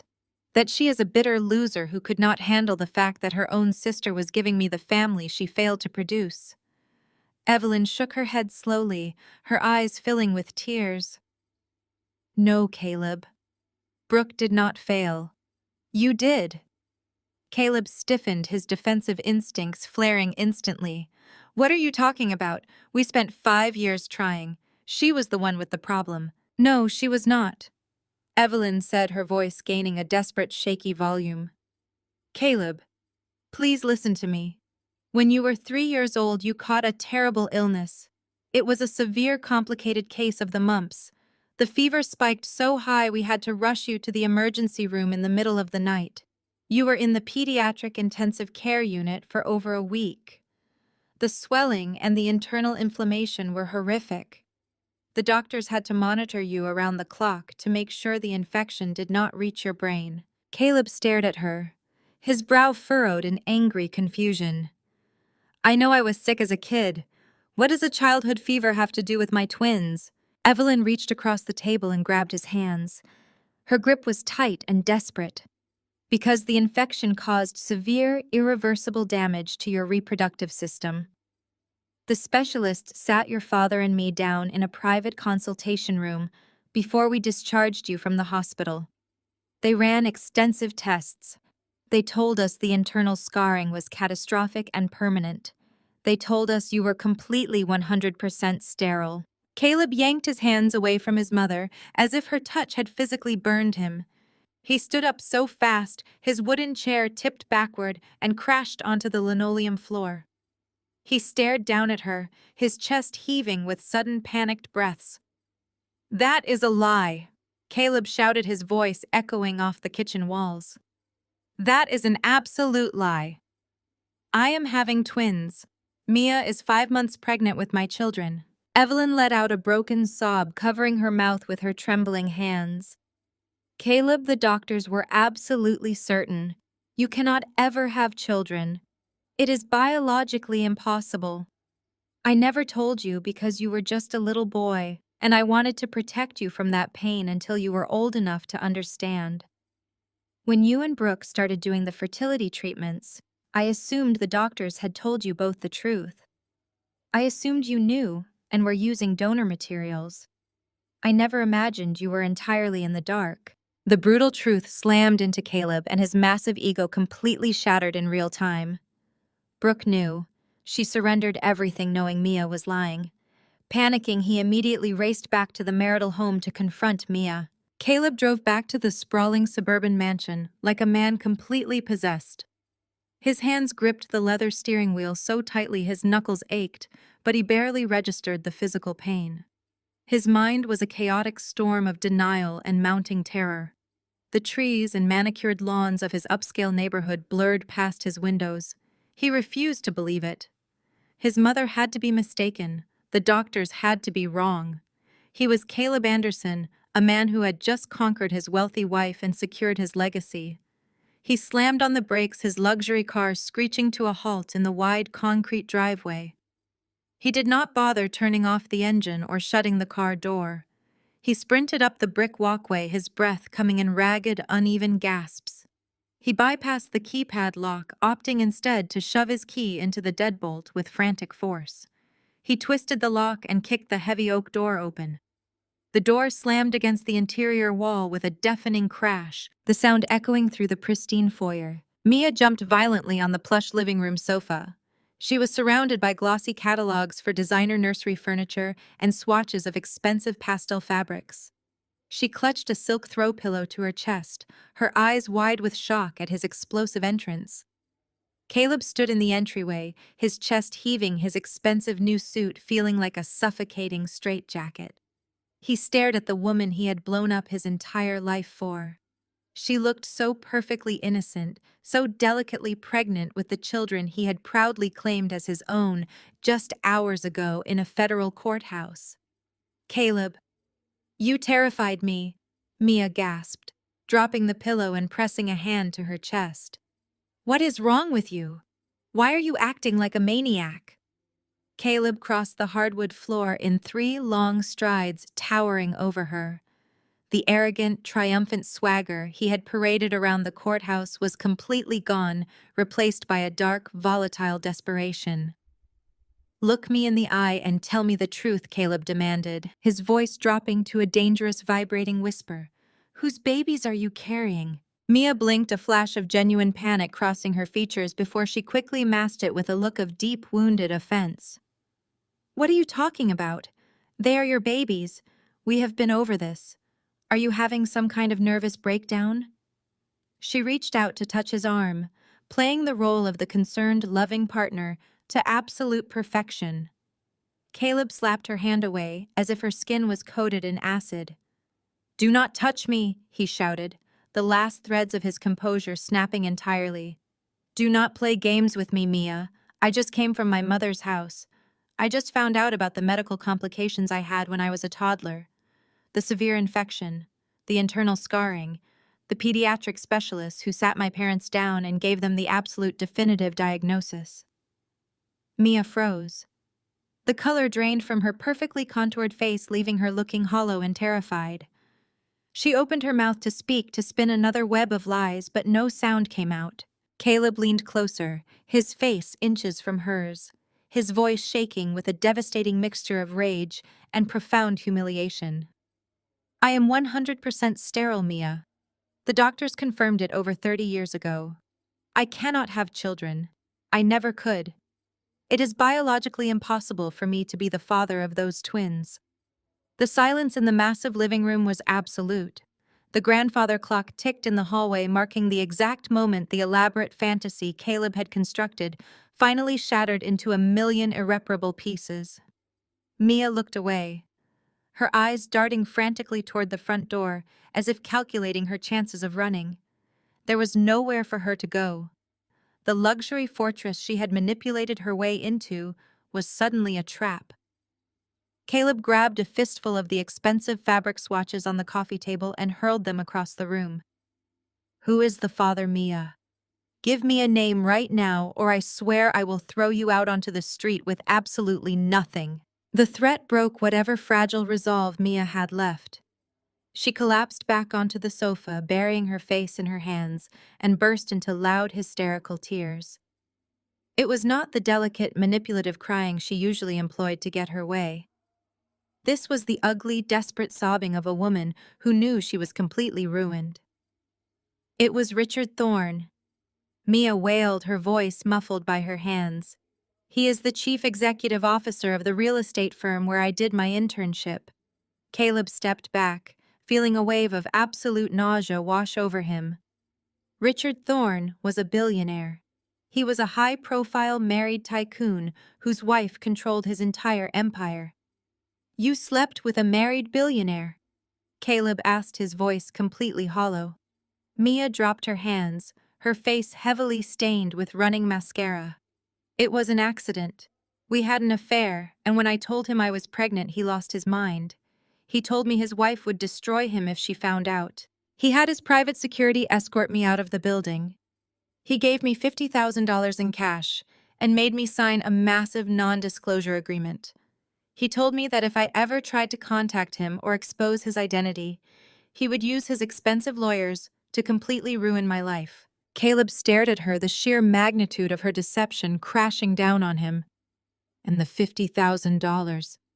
I spent it, Mia sobbed, pulling her knees up to her chest defensively. I had massive credit card debt. I had to pay my rent. I was terrified and completely broke. I needed a way to survive. I knew you were desperate for a baby. I knew you had direct access to Brooke and all her money. You were so intensely insecure about the fertility treatment, so willing to believe you were the capable man Brooke supposedly failed to appreciate. You were an incredibly easy target, Caleb. I just gave you exactly what you wanted so you would take care of me. The harsh words hit Caleb with the physical force of a heavy sledgehammer. An easy target. He had not conquered Brooke. He had not won the ultimate victory. He had been played for an absolute fool by a desperate, unemployed 29-year-old who needed a wealthy scapegoat to hide her billionaire lover's catastrophic mess. The realization was utterly suffocating. He thought of Brooke. He thought of her fierce loyalty, her brilliant mind, and the massive venture capital empire she had built from scratch. She had supported him through 3 failed businesses. She had paid for his luxury vehicles and his custom-built home. She had endured grueling, painful medical treatments for 5 years, silently carrying the blame for a medical condition he did not even know he possessed. He had traded a powerful, devoted wife for a parasitic liar who saw him as nothing more than a convenient cash machine. Panic, cold and sharp, flooded his veins. He had just signed the final divorce papers. He had just legally severed himself from Brooke and her vast financial resources.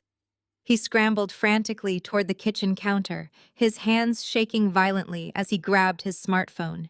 He needed to fix this mistake immediately. Caleb swiped his thumb across the cracked screen of his phone, bringing up Brooke's contact profile. He pressed the call button and pressed the cold device against his ear. The line rang 3 times before transferring directly to her automated voicemail greeting. He waited for the tone, his breathing erratic, his eyes darting frantically around the kitchen he had proudly claimed as his own just a few hours earlier. "Brooke, pick up the phone," Caleb demanded, his voice cracking under the intense pressure of his mounting panic. "I need you to answer me right now. We have made a massive mistake. The divorce, the settlement, all of it was a huge misunderstanding. I was completely manipulated. Mia lied to me about everything. Those babies are not mine. I just found out she slept with some married billionaire and used me to hide her mess. Brooke, please, you have to call me back. We can stop the final paperwork, just pick up." "Brooke, it is me again," Caleb said, leaving a second voicemail, his tone shifting to desperate. "You were right about her. Your family is entirely toxic, and they used me just like they used you. I was blinded by my desire for a family, and she played on my insecurities. I never stopped loving you. You are my wife. We spent 5 years together. You cannot throw all of that away because my judgment was clouded by a manipulative liar. I will kick her out right now. Just answer the phone so we can fix this." He hurled his phone onto the granite kitchen island. The heavy device slid across the polished stone and slammed against the marble backsplash. He gripped the edge of the counter, dropping his head between his shoulders, trying to force air into his burning lungs. He had to reach her.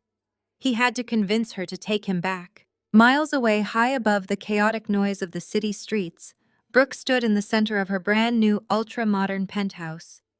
The floor-to-ceiling glass windows offered a breathtaking view of the Chicago skyline.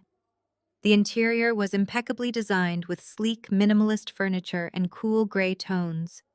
There was no trace of Caleb here. No remnants of his failed business ventures scattered across the tables. She walked over to the kitchen island, carved from a single slab of pristine white quartz, and picked up a crystal wine glass. She took a slow, appreciative sip of the expensive Cabernet Sauvignon she had opened to celebrate her newfound freedom. The rich, bold flavor settled warmly in her chest. Her personal cell phone rested flat on the quartz counter. The screen lit up repeatedly, displaying Caleb's name alongside a rapidly growing stack of voicemail notifications. She did not feel the slightest urge to answer. Instead, she tapped the screen, selected the first voicemail, and pressed the speaker icon. Caleb's frantic, trembling voice filled the quiet, luxurious space of her penthouse. He rambled about massive mistakes and misunderstandings. He eagerly threw Mia under the bus, revealing the truth about the billionaire and the fabricated paternity. Brooke listened with a serene, detached fascination. Hearing him beg, hearing the absolute desperation clawing at his throat was sweeter than any wine she could ever buy. She tapped the screen to play the next message. Now he was pleading with her, claiming he never stopped loving her. She let out a soft, genuine laugh. He did not love her. He loved her bank accounts. He loved the security she provided and the businesses she funded. The moment he realized Mia was carrying another man's problem, his supposed deep, unconditional love for his new family vanished into thin air. He was a coward retreating to the only shelter he had ever known. But the door to that shelter was now permanently sealed shut. She took another sip of her wine, savoring the perfection of her strategic execution. She had orchestrated this exact scenario. She had known about his sterility, she had known about the billionaire, and she had known that Caleb's massive ego would prevent him from ever looking closely at the details until it was entirely too late.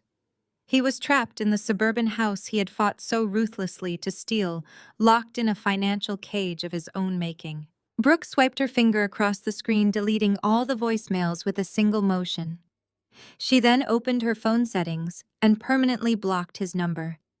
She walked back over to the expansive glass windows looking out over the city she had conquered. Her venture capital firm was secure. Her wealth was insulated. She had surgically removed the parasitic elements from her life, and she was finally ready to enjoy the pristine, beautiful future she had built for herself. Back in the suburban house, Caleb grabbed his phone from the counter. He hit the call button for the 14th time in an hour. He pressed the phone to his ear, closing his eyes, praying for the sound of her voice. Instead, he heard a harsh, automated tone, followed by a sterile voice informing him that the number he was trying to reach was no longer in service or was not accepting calls. She had blocked him. The reality of his absolute isolation crashed down on him with devastating force. He lowered the phone, his hand trembling so violently he nearly dropped it again. There was no going back. The divorce was finalized. The assets were divided. He was solely responsible for the massive, sprawling property he was standing in, and his only source of income was the $800,000 investment account he had bullied Brooke into surrendering. He tried to convince himself that he could survive on that money. He could kick Mia out, sell the house, and start over somewhere else. He turned his attention back to Mia, who was still weeping pathetically on the expensive sofa. He needed to get her out of his house immediately. He opened his mouth to order her to pack her bags and leave his property, but the words died in his throat. A heavy, synchronized rumbling sound caught his attention. He turned his head, looking through the large bay window that faced the front yard. The sunlight glinted off the dark-tinted windows of a massive black sport utility vehicle pulling into his wide concrete driveway. Before he could even process what he was seeing, a second black vehicle pulled in right behind it, effectively blocking his luxury car from leaving. Then came a third, and finally, a fourth. They formed a tactical barricade across his property line. Caleb froze his breath, catching in his lungs. The heavy doors of the vehicles swung open simultaneously. Men and women wearing dark tactical vests and windbreakers stepped out onto his driveway. Large, bold yellow letters were printed clearly across the backs of their jackets. Internal Revenue Service, Criminal Investigation Division.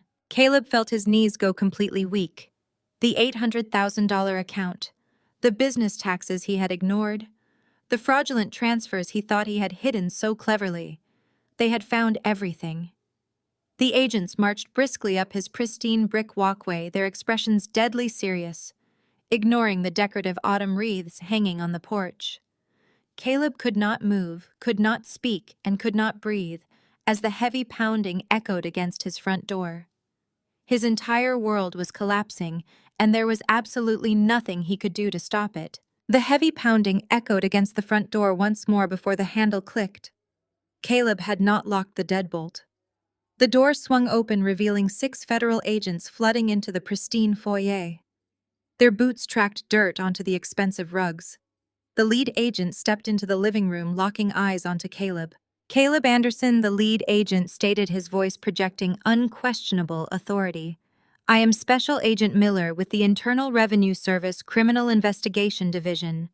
We are executing a federal seizure warrant for this property and all assets tied to your name, effectively immediately." Caleb stood frozen. He opened his mouth, his throat feeling packed with dry sand. "There must be a mistake," Caleb stammered, raising his hands in a defensive gesture.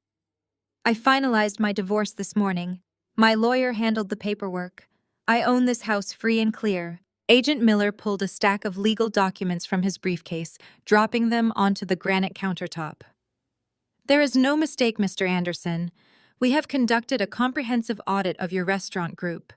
We documented extensive tax evasion, payroll fraud, and the commingling of hidden business revenue with personal investments. Specifically, we tracked massive amounts of unreported income funneled directly into a joint investment account." "That is a joint account!" Caleb shouted, his voice cracking with panicked energy. "My ex-wife, Brooke, handles the big money. If there is a problem with the taxes or investments, you need to talk to her. She set up the portfolios." Agent Miller calmly flipped open the top folder, pointing to a recently filed document. "Brooke Anderson is no longer associated with that account or this property. We reviewed the divorce settlement filed and certified by the judge hours ago. In that legally binding agreement, you demanded and accepted sole ownership of the $800,000 investment account and this residential property." Caleb felt the blood drain out of his face. He stared at the signature on the page. It was his own signature, signed with arrogant pride in the conference room of Vivian's law office. "By removing her name and claiming these assets as your own," Agent Miller continued clinically, "you legally assumed 100% of the criminal and financial liability. Because the fraudulent funds were commingled into that account, to evade taxes, the federal government has frozen the entire balance. The money is gone. Furthermore, because you used those commingled funds to pay property taxes on this estate, we are placing an immediate federal tax lien on the house. We are seizing this property today to satisfy your outstanding tax debts and federal fines." The room started to spin. Caleb grabbed the counter to keep his legs from buckling. The trap Brooke set was flawless and lethal. She had known about the audit.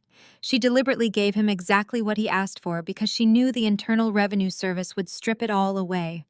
She amputated him from her clean wealth and left him holding a ticking financial time bomb. Mia let out a terrified shriek from the sofa. 2 agents entered the living room and were cataloging the expensive furniture. "You cannot do this," Mia cried out, wrapping her arms around her pregnant stomach. "I live here. I am pregnant. You cannot throw me out onto the street without warning." Agent Miller turned his attention to Mia. "Ma'am, this property is now under federal seizure. You have exactly 15 minutes to gather your clothing medication and identification. Anything purchased with funds from the frozen accounts, including jewelry, electronics, and vehicles, remains on the property. If you do not vacate the premises voluntarily, we will have law enforcement escort you out." "Caleb, do something!" Mia screamed, scrambling off the sofa. Her designer heels clicked frantically against the hardwood floor as she grabbed his arm. "Call your lawyer. Call my parents. We need to stop them from taking our house." Caleb stared at her with hollow eyes. "It is not our house, Mia. It never was. I do not have a lawyer because I cannot afford to pay him. I do not have a bank account. I have absolutely nothing." He looked around the home he had proudly bragged about taking from his wife. The reality of his ruin crushed the air out of his lungs. He was bankrupt. He was homeless. He was going to be indicted on federal tax evasion charges. And the crying woman standing next to him was carrying a billionaire's children. The next 15 minutes passed in a surreal, humiliating blur. Caleb numbly walked upstairs to the master bedroom under the watchful eye of an agent. He packed a single duffel bag with basic clothing, leaving behind his expensive watches and designer suits bought with stolen tax money. Mia sobbed uncontrollably in the guest room, shoving maternity clothes and makeup into a tote bag. They were escorted out the front door. The crisp autumn air hit Caleb like a physical blow as he stood on the concrete driveway. An agent slapped a bright orange federal seizure notice onto the front door, sealing the locks. Caleb watched a tow truck pull up to the curb, preparing to impound his luxury vehicle. He had nowhere to go. He reached into his pocket and pulled out his wallet.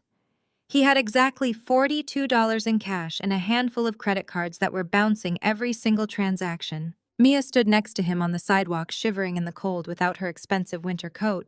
She looked at Caleb with a mixture of absolute disgust and profound panic. "You told me you had money," Mia hissed, her voice venomous. "You told me you took Brooke for everything. You are completely useless. How am I supposed to survive now? You can call Richard Thorne." Caleb fired back, his voice raw with bitter hatred. "Maybe he will give you another $50,000 to keep your mouth shut. Just get far away from me." He turned his back on her and started walking down the suburban sidewalk, carrying his cheap duffel bag, utterly destroyed by his own monumental greed. Meanwhile, on the other side of the city, oblivious to the federal raid and the bankruptcy, Linda and Thomas were busy orchestrating the social event of the season. The grand ballroom of the Oak Ridge Country Club had been rented out entirely for Mia's lavish baby shower. The room was draped in cascading pastel floral arrangements and shimmering crystal centerpieces. Waitstaff in white uniforms circulated through the gathering crowd, offering trays of delicate hors d'oeuvres and sparkling champagne. Linda stood near the entrance wearing a designer gown. She greeted her wealthy friends and affluent neighbors with a practiced smile. She was thriving in her element, intoxicated by the social validation she felt she rightfully deserved. Thomas stood nearby, chatting confidently with a group of local business owners, puffing out his chest as he bragged endlessly about his future grandchildren. They had invited nearly 200 people to the event, eager to showcase their family's flawless triumph. Linda proudly told anyone who would listen that Caleb had secured an absolutely massive divorce settlement, painting him as a brilliant entrepreneur who was finally building a beautiful family with Mia. She conveniently left Brooke completely out of the narrative, treating her oldest daughter like a forgotten secret. They were celebrating a fantasy built on a foundation of absolute lies, completely unaware that the ground beneath their carefully curated kingdom had already crumbled to dust. The string quartet played a bright, cheerful melody that floated above the clinking of crystal glasses and the polite laughter of the country club elite. Waiters carried silver trays loaded with miniature quiches and caviar weaving through the crowded ballroom. A towering 5-tier cake decorated with intricate sugar flowers stood at the center of the room, surrounded by an absolute mountain of expensive gifts wrapped in silver and gold paper. Linda was in her absolute glory, holding court near the gift table. She wore a tailored cream-colored dress that she had undoubtedly purchased just for this occasion, her neck heavy with pearls. She beamed as a wealthy neighbor gushed over the massive floral centerpieces. Thomas stood a few feet away, nursing a glass of expensive bourbon, nodding vigorously as another club member congratulated him on Caleb finding such rapid financial success. They were putting on the performance of a lifetime, entirely wrapped in their own delusion. They had carefully curated the guest list to include the most influential families in the suburb, ensuring maximum visibility for their fabricated triumph. They wanted everyone to see how effortlessly they had upgraded their family, replacing their workaholic, infertile daughter with a beautiful, pregnant golden child and a supposedly brilliant entrepreneur. The air was thick with expensive perfume and aggressive networking. No one in that room had any idea that the man they were celebrating was currently walking down a sidewalk with nothing but $42 and a cheap duffel bag. The heavy mahogany doors at the entrance of the grand ballroom swung open with a slow, deliberate grace. The movement caught the attention of the guests lingering near the foyer. The polite chatter in that corner of the room immediately died down, replaced by a ripple of sharp, hushed whispers. I stepped over the threshold, bringing the crisp, cool air of reality into their suffocating pastel fantasy. I was not wearing the soft maternal colors dictated by the shower invitations. I wore a razor-sharp tailored crimson power suit that fit me with immaculate precision. My heels clicked against the polished marble floor with the steady, unyielding rhythm of an executioner arriving on schedule. I held my head high, projecting an aura of absolute terrifying calm. I did not look like a defeated, heartbroken ex-wife. I looked like a woman who owned the building. The guests parted like the Red Sea as I walked further into the ballroom. Women who had known me since childhood stared with wide eyes, their champagne flutes hovering near their mouths. Men who did business with my venture capital firm watched me with cautious, calculated interest. The whispers spread rapidly across the room, carrying my name like a sudden change in the weather. I spotted my parents near the towering cake. My father was the first to see me. The arrogant smile completely vanished from his face, replaced by a look of sheer, unadulterated panic. He reached out and grabbed my mother by the elbow, pulling her attention away from a group of affluent socialites. Linda turned around, her pleasant practiced smile freezing instantly as her eyes locked onto mine. Her face flushed a deep mottled red, the veins in her neck standing out against her pearls. My mother excused herself from her wealthy friends with a tight, strained laugh. She marched across the ballroom floor, her heels sinking slightly into the thick floral carpet. She moved with frantic, aggressive purpose, desperate to intercept me before I could reach the center of the room. Thomas followed closely behind her, his face pale and sweating under the bright chandeliers. Linda stepped directly into my path, forcing me to stop just a few feet away from the string quartet. She leaned in close, the smell of her heavy floral perfume masking the sharp scent of her panic. "What on earth are you doing here?" Linda hissed, keeping her voice low so the nearby guests could not hear the raw venom dripping from her words. "You were explicitly not invited to this event. This is a celebration for your sister and her new family. You have absolutely no right to show your face in this club and ruin her special day." I looked down at her, maintaining my perfectly relaxed posture. I did not raise my voice, but I did not lower it to match her frantic whispering either. "I am a platinum member of this country club, Mother. I pay the annual dues that allow you to host this little gathering on my tab. I have every right to walk into any room I choose." Thomas stepped up beside her, casting nervous glances at the guests, who were blatantly staring at our confrontation. "Brooke, please," Thomas pleaded, his voice trembling with embarrassment. "Do not make a scene. People are watching us. You need to leave right now before you humiliate yourself further." Linda scoffed, crossing her arms tightly across her chest. "She is already humiliating herself, Thomas. Look at her, showing up uninvited to her sister's baby shower in that ridiculous red suit. You are just a bitter, jealous outcast, Brooke. You could not keep your man, you could not give him a child, and now you cannot handle the fact that Mia is giving him the beautiful life you failed to provide. You are pathetic. Leave now, or I will have club security drag you out by the collar." I let a slow, chilling smile spread across my face. I looked past my mother and saw two large security guards in black suits making their way through the crowd, clearly summoned by a frantic signal from my father. They looked nervous, recognizing me as one of the club's major financial backers. "You are going to have security. Remove the woman who single-handedly financed the renovation of this entire ballroom," I asked, my voice carrying a tone of mild amusement. "I would love to see them try." Linda spun around, waving her hand frantically at the approaching guards. "Take her out of here," Linda ordered, pointing a trembling finger directly at my chest. "She is trespassing on a private event." The two security guards stopped a few feet away, looking incredibly uncomfortable. I turned my gaze to the senior guard, a man whose salary I had personally insured during the club's difficult financial quarter last year. I raised one eyebrow, projecting absolute authority. The guard swallowed hard, looked at my mother, and slowly took a step backward, crossing his hands in front of him. He was not going to touch me. He knew exactly where the real power in this room resided. Linda gasped, her mouth falling open in sheer outrage. Thomas grabbed her arm, realizing they had completely lost control of the situation. I stepped smoothly around my parents, leaving them sputtering in absolute disbelief. The crowd watched in stunned fascination as I walked with deliberate, measured steps straight toward the small stage where the string quartet was playing. I climbed the 3 carpeted steps with flawless grace. I walked directly to the center of the stage and stopped in front of the polished wooden podium. The musicians, sensing the dramatic shift in the atmosphere, slowly lowered their instruments. The cheerful music faded into a thick, suffocating silence.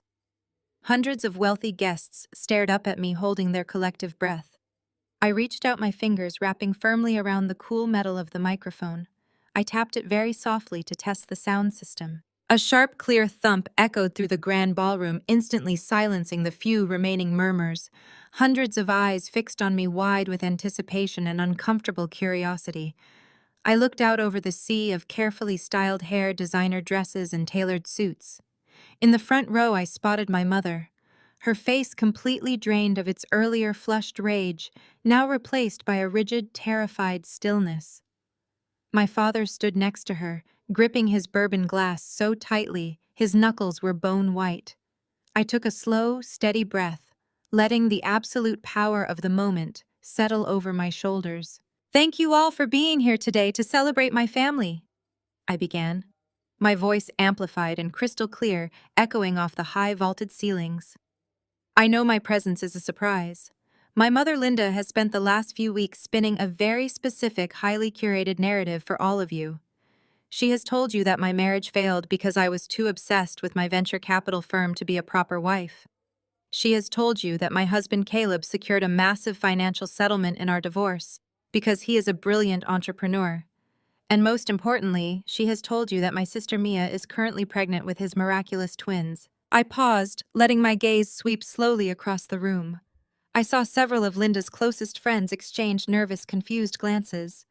The silence in the room was absolute, heavy with the collective realization that the carefully constructed facade was about to be violently torn down. Every single part of that narrative is an absolute, undeniable lie. I stated, my tone completely conversational and devoid of malice. I did not lose my husband to my younger sister. I surgically removed him from my life, and I did not surrender my wealth to him in a moment of emotional defeat. I handed him a perfectly wrapped financial grenade, and I let him pull the pin entirely by himself. I looked directly at my father, watching the sweat bead on his forehead. Caleb is not a successful entrepreneur. He is a reckless amateur who drove 3 separate restaurant concepts into bankruptcy using my money. But his failure was not just a matter of poor business acumen, it was criminal. For years, Caleb was committing massive federal tax fraud, commingling stolen business revenue with a specific joint investment account to hide his money from the government. A collective gasp rippled through the affluent crowd. In a room full of business owners and corporate executives, the words federal tax fraud were practically radioactive. When I discovered his crimes, I continued, my voice steady and commanding. I knew the Internal Revenue Service was already building an airtight case against him. So when Caleb demanded half of my venture capital firm and permanent alimony during our divorce, I offered him a different deal. I gave him the custom-built luxury home and the exact investment account holding his fraudulent money. I legally severed my name from every single tainted asset. Caleb eagerly signed the final papers this morning, completely unaware that by claiming sole ownership of that account, he was legally assuming 100% of the criminal liability. I let out a soft, knowing laugh. Right now, as we stand in this beautiful ballroom drinking expensive champagne, a fleet of federal agents is raiding that beautiful suburban house. The Internal Revenue Service has officially frozen the investment account to cover his massive tax debts. They have placed a federal tax lien on the property and they are seizing it today. Caleb is currently standing on the sidewalk with absolutely nothing. He is bankrupt, he is homeless, and he is facing severe federal charges. My mother let out a small, strangled cry, bringing a shaking hand to her mouth. She looked like she was going to faint, her precious social standing evaporating before her very eyes. Thomas reached out to support her, but his own face was a mask of absolute horror. They were realizing that the golden future they had bragged about all afternoon was non-existent. "But the financial ruin of my ex-husband is only half of the story," I said, shifting my gaze from my devastated parents directly to Mia. My sister was sitting at the guest of honor table, looking like a cornered animal. Her hands were clutching her stomach, her eyes darting frantically toward the emergency exits. She was trapped in the spotlight, unable to hide behind our parents or Caleb anymore. Mia told Caleb she was pregnant with his twins, I explained, pacing slowly across the small wooden stage. Caleb was thrilled. He had spent years blaming me for our inability to have children. But what Caleb did not know, and what he just found out an hour ago from his own mother, is that he is completely 100% sterile. A severe childhood illness caused catastrophic internal scarring. It is biologically impossible for Caleb to father a child, and it always has been. The ballroom erupted into a chaotic symphony of gasps, shocked whispers, and quiet exclamations. People turned to look at Mia, their expressions shifting from polite admiration to absolute disgust. Mia shrank back in her chair, tears spilling over her eyelashes, destroying her perfect makeup.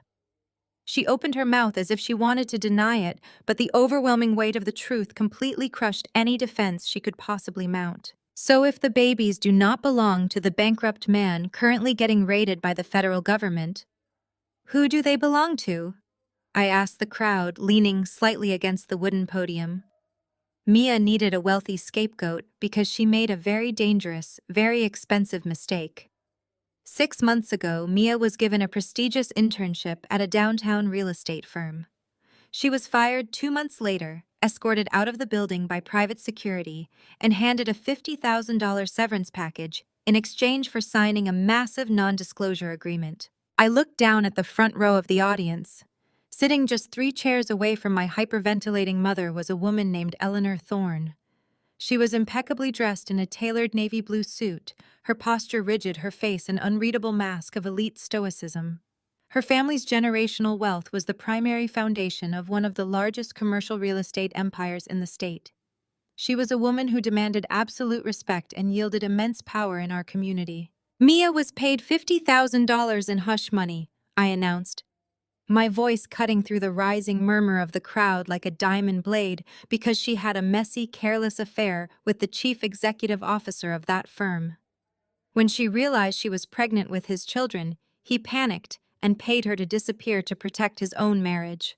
My sister used my desperately insecure husband to hide the fact that she is carrying the illegitimate twins of Richard Thorne. The entire ballroom seemed to freeze. The name dropped into the elegant space with the devastating force of a physical explosion.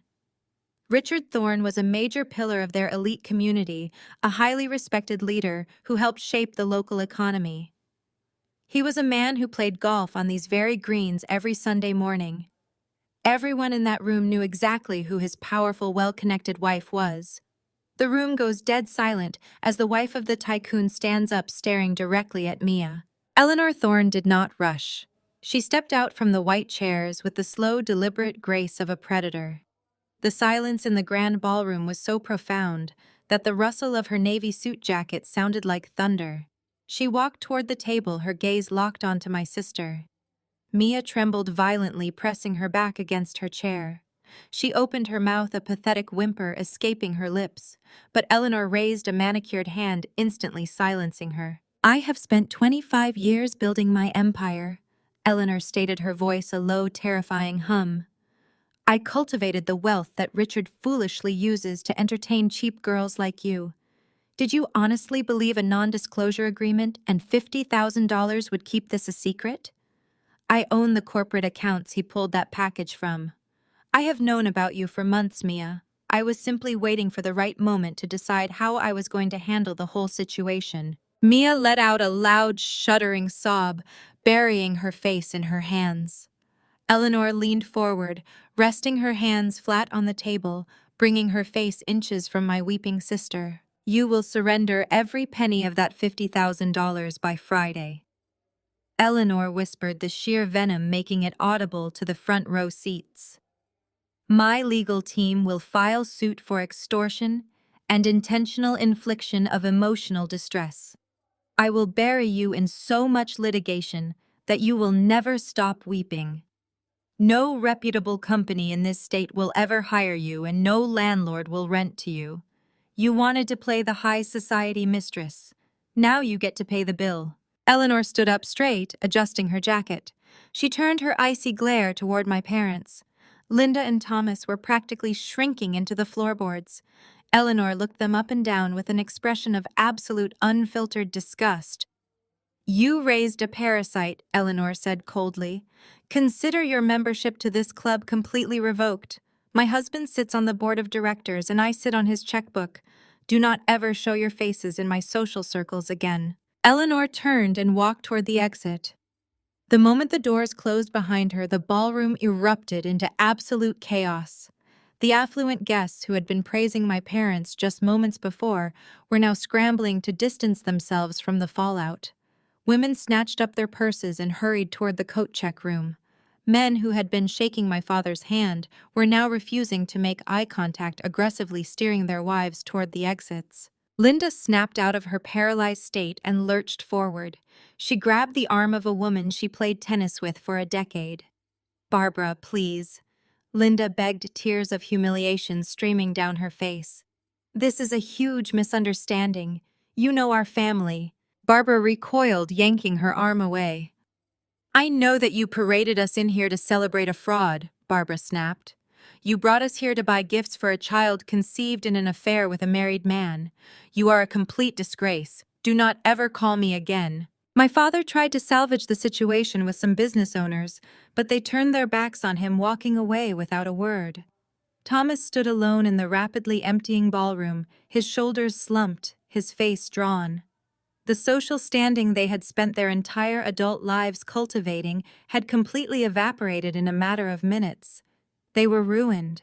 Before they could even process their social destruction, the heavy doors at the entrance burst open again. A collective gasp rippled through the remaining guests as Caleb stumbled into the ballroom. He looked atrocious. His flashy suit was wrinkled and stained with sweat. His hair was plastered to his forehead, and he was clutching a cheap duffel bag to his chest. He looked like a man who had just crawled out of a car wreck. He frantically scanned the room until he spotted me standing calmly on the stage. He dropped his duffel bag. It hit the polished marble floor with a dull, pathetic thud. He sprinted across the ballroom, completely ignoring my horrified parents and the weeping Mia. He reached the edge of the stage and fell directly onto his knees. Brooke Caleb sobbed, his voice cracking loudly in the cavernous room. "You have to help me, please! They took everything." The federal agents kicked in the door. They seized the house. They froze the investment account. I do not have a single dollar to my name. I have nowhere to go. He reached out, his trembling hands gripping the edge of the stage at my feet. The remaining guests stopped their mass exodus, turning to watch this spectacular display of public humiliation. Caleb was crying hysterically, completely stripped of the arrogant swagger he had flaunted just hours prior. "I was wrong," Caleb wailed, tears streaming down his face. "I made a terrible mistake. Mia lied to me about the babies. I never should have signed those papers. You are my wife. I love you. Please, Brooke, you have the money to fix this. You can hire the lawyers. Just help me. I am begging you." I stood above him, looking down at the broken, desperate man who had tried to steal my life's work. I felt absolutely no pity. I felt no residual anger. I felt nothing but a cool, detached satisfaction. He had eagerly dug his own grave, and now he was weeping because he was trapped inside it. I slowly reached into my tailored crimson suit jacket.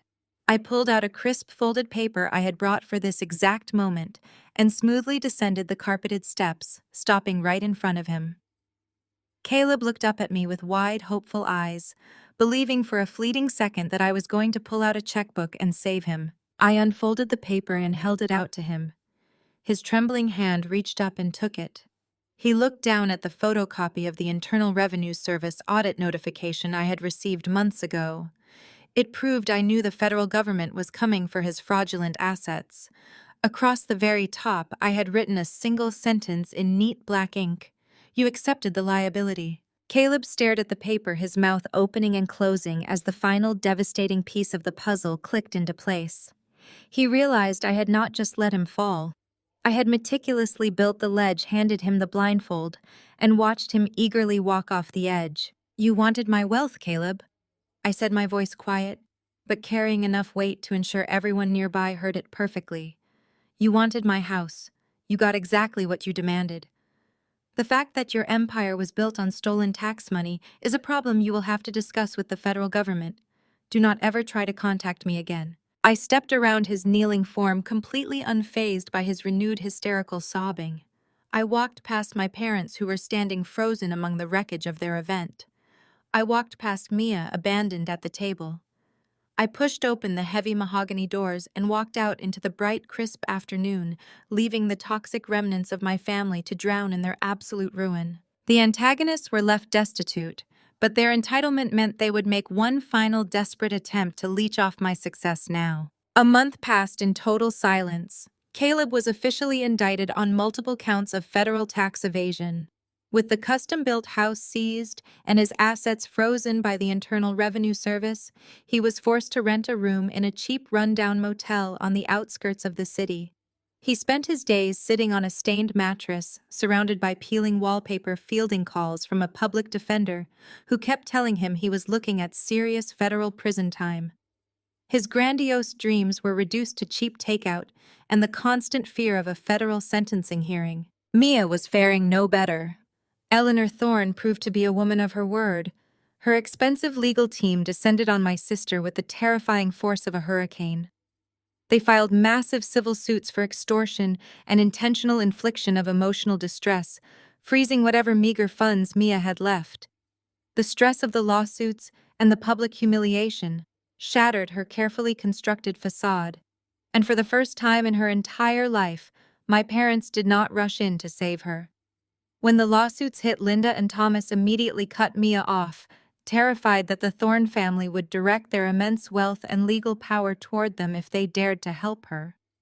Mia was completely abandoned by the very people who had spent 29 years treating her like a fragile princess. But cutting Mia off did not save my parents from their own financial ruin. I learned through my corporate security contacts that Linda and Thomas had secretly leveraged their own suburban home to the hilt over the past year. They took out massive second mortgages to fund their lavish lifestyle and cover the secret debts Mia accumulated before she ever met Richard Thorne. Without Caleb and his supposed millions to act as their new financial safety net, the crushing weight of those loans came crashing down on them. They were completely broke, facing imminent foreclosure, and socially exiled from the country club community they valued above all else. It was a Tuesday afternoon when the consequences of their actions finally arrived at my front door. I was walking through the immaculate marble floor lobby of my new penthouse building, heading out for a celebratory lunch with my business partners. The lobby was a fortress of modern security, with a massive concierge desk manned by 2 guards. As I approached the revolving glass doors, I heard a familiar shrill voice echoing across the quiet space. I turned and saw my mother Linda arguing frantically with the head concierge. She was demanding to be led up to my private floor. Thomas stood slightly behind her, looking exhausted and thoroughly defeated. The pristine, arrogant glow they had worn at the baby shower was completely gone.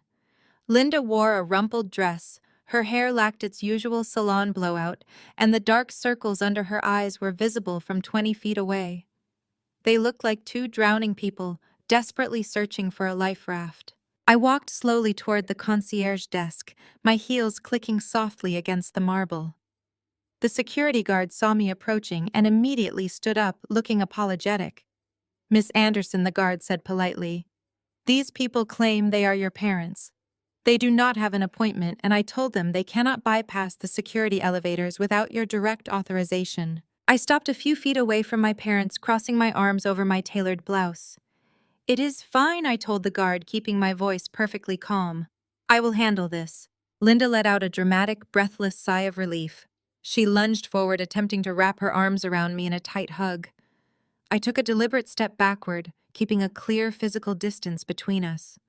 Her arms dropped awkwardly, but she quickly recovered, shifting into a mask of manufactured sorrow. She forced tears into her eyes, her lower lip trembling as she looked at me. "Brooke, thank goodness you are here," Linda cried out, her voice echoing in the large lobby. "We have been trying to call you, but your phone goes to voicemail. You have to help us. Everything is completely falling apart." I looked at her, feeling absolutely nothing. "What do you want, Mother?" Thomas stepped forward, trying to summon the authoritative fatherly tone he used to control me when I was younger. "Brooke, we need to talk to you privately. We are in a terrible financial bind. The bank is threatening to foreclose on our house. We made some mistakes, we trusted the wrong people, and now we are going to lose everything. Family must stick together during hard times. We need a loan to cover the mortgage payments until we can figure things out." I stared at him, marveling at the sheer audacity of his request.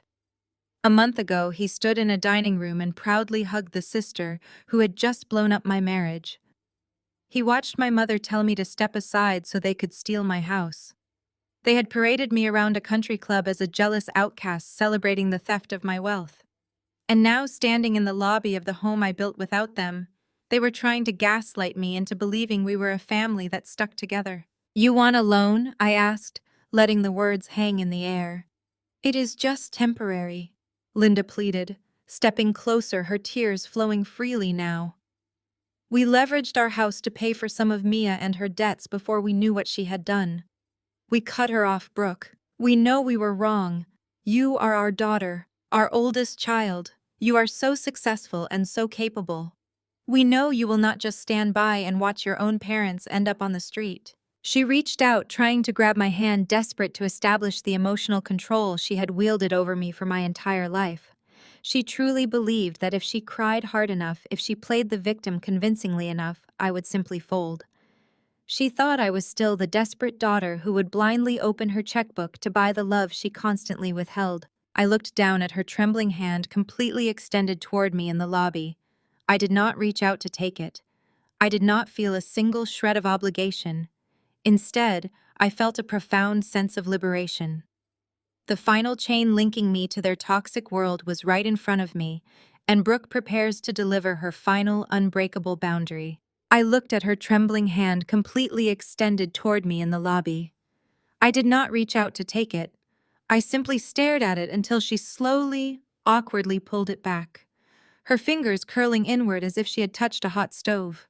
The air in the lobby was cool and filtered, but the space between us felt thick with the suffocating weight of their desperation. I looked at my mother, really looked at her, and realized that for the first time in my 34 years of life, I held absolutely no desire to earn her approval. The desperate, eager child who had spent decades trying to buy her way into this family's heart was completely gone. In her place stood a woman who knew exactly what her peace of mind was worth. "You are asking me for a loan," I said, my voice steady, carrying clearly across the polished marble floors. "You want me to write you a check to save the house you leveraged to fund the lifestyle of a woman who slept with a married billionaire. You want me to rescue you from the financial collapse you willingly walked into." "Brooke, please," Thomas interjected, taking a step forward and raising his hands in a placating gesture. "Do not speak to your mother that way. We were deceived. Caleb lied to us. Mia lied to us. We had no idea what was actually going on behind closed doors. We are victims in this situation just as much as you are. We are your family, and we are asking for your forgiveness." I let out a short, hollow laugh that held absolutely no humor. "You are not victims, Thomas. You are willing participants who got caught holding a bad investment. You were not deceived into throwing me out of my own home on Thanksgiving. No one forced you to wrap your arms around the man who was actively betraying me. No one held a gun to your head and made you tell me to pack my bags and step aside so your golden child could steal my husband and my house." Linda let out a loud, pathetic sob, bringing her hands up to cover her face. "We thought he was giving you a niece and nephew. We thought he was building a family." "You thought he was building it with my money," I corrected her, my tone dropping to a cold, razor-sharp edge. "You knew exactly what Caleb was doing to me. You knew he was demanding half of my venture capital firm and permanent alimony. You funded his aggressive divorce attorney. You actively helped him try to dismantle my life's work.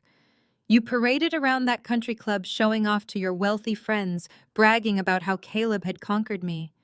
You celebrated my devastation because it elevated your social standing." My father opened his mouth to argue, but I raised my hand, stopping him instantly. He closed his mouth suddenly, realizing he had absolutely no leverage left. You stopped being my family the moment you sat at my dining room table and watched my heart break without saying a single word to defend me. I stated, locking eyes with him. You made your choice. You chose Caleb and Mia. You chose the illusion of perfection over your own daughter. And now you are experiencing the natural, unfiltered consequences of your own boundless greed. Your social ruin and your financial collapse are not my problems to solve.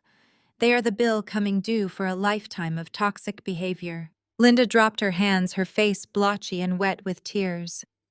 Brooke, we will lose everything. The bank will take the house. We have nowhere else to go. You have millions of dollars. A loan would mean nothing to you.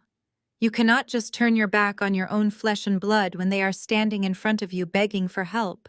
I am a venture capitalist, Mother, I said, my voice completely devoid of emotion. I make strategic investments in ventures that show potential for growth, integrity, and reliable returns.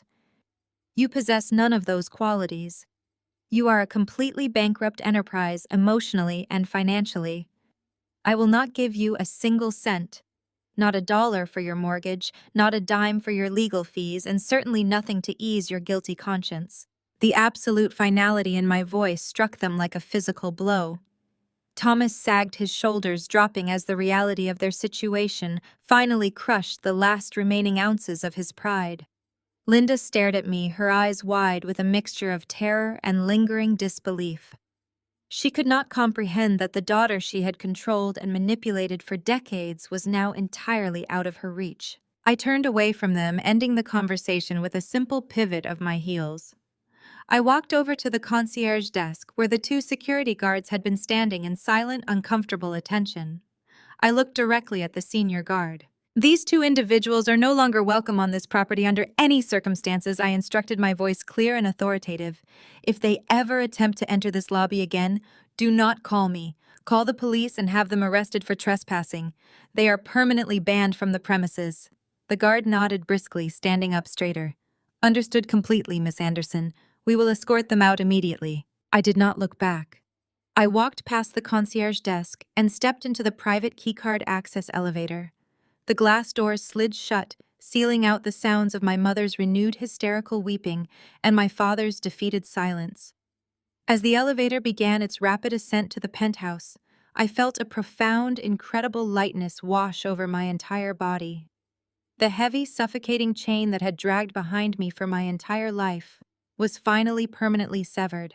I was completely free. 6 months later, the crisp autumn air had given way to a warm, vibrant spring that breathed new life into the city of Chicago. The sprawling rooftop terrace of an exclusive downtown restaurant was bathed in the soft golden light of the setting sun. String lights twinkled overhead, and the gentle sound of a live jazz band floated through the warm evening air. I stood near the glass railing, holding a crystal flute of vintage champagne, looking out over the magnificent skyline that had become my sanctuary. The terrace was packed with people, but unlike the suffocating crowds of my past, this gathering was filled with genuine warmth and absolute mutual respect. My venture capital firm was celebrating our first massive, highly successful initial public offering. We had taken a brilliant technology startup public, and the market response had exceeded even our most ambitious projections. The firm had secured its place as an absolute powerhouse in the financial sector, and the victory was entirely unequivocally ours. I took a slow sip of my champagne, letting the crisp bubbles dance on my tongue. I watched my brilliant business partners laughing near the open bar, their faces glowing with the shared triumph of years of relentless hard work. Gavin, the head of our corporate security, caught my eye and offered a respectful nod and a slight smile before turning back to his conversation. Vivian, my fiercely loyal divorce attorney, who had somehow transitioned into a trusted personal friend, was holding court near the lounge seating, entertaining a group of investors with her sharp, unparalleled wit. This was my chosen family. These were the people who had stood by me when the ground beneath my feet was completely shattered. They valued my intellect, they respected my boundaries, and they celebrated my ambition instead of being intimidated by it. They did not demand my wealth as a condition of their loyalty, nor did they require me to diminish my own light to make them feel comfortable in the shadows. A warm, solid presence stepped up beside me at the glass railing. I turned my head and smiled as Carter handed me a fresh glass of water. Carter was a fellow venture capitalist I had met during the intense negotiations leading up to the public offering. He was sharp, fiercely intelligent, and completely grounded. More importantly, he looked at my success with genuine admiration, entirely devoid of the fragile, toxic insecurity that had defined my marriage to Caleb. "You should be incredibly proud of yourself today, Brooke," Carter said, his voice a low, comforting rumble over the sound of the jazz band. "You built this entire empire from the ground up, and you navigated a tremendously complicated deal without ever losing your composure. It is genuinely inspiring to watch you work." "Thank you, Carter," I replied, leaning slightly against the railing and enjoying the comfortable proximity. It took a long time and a lot of very difficult choices to get to a place where I could actually appreciate the view. I looked back out over the sprawling city. Somewhere down there in a cheap motel or a cramped apartment, Caleb was likely still fighting a losing battle against the federal government, facing the very real prospect of prison time for his fraudulent greed. Somewhere Mia was drowning in civil litigation, entirely cut off from the wealthy circles she had tried to manipulate. And somewhere my parents were dealing with the foreclosure of their heavily leveraged home living, with the bitter reality that they had traded their loyal daughter for an illusion that destroyed them. I felt absolutely no anger toward any of them anymore. The burning resentment that had fueled my initial pivot in the divorce settlement had completely burned itself out, leaving behind a profound, untouchable peace. I realized that true worth is never defined by biological connections or the toxic loyalty demanded by people who refuse to love you properly. True worth is built in the quiet moments of resilience and the boundaries we fiercely protect, and in the conscious choice to surround ourselves with people who honor our absolute authenticity. Carter gently clinked his water glass against my champagne flute. To the future, he proposed, a genuine warm smile crinkling the corners of his eyes. To the future, I echoed, my voice steady and filled with absolute certainty. I raised my glass of champagne, taking a long, savoring sip. The sunset painted the Chicago skyline in brilliant shades of orange and purple, reflecting off the glass towers of the city.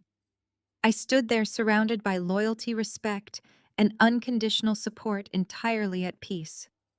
I had weathered the darkest, most devastating storm of my life, and I had emerged on the other side, having built a beautiful, impenetrable life that was completely, wonderfully out of their reach. If there is one thing I have learned from watching my entire past collapse into ashes, it is that walking away is sometimes the most powerful move you can make. For years, I believed that loyalty meant setting myself on fire just to keep my toxic family warm.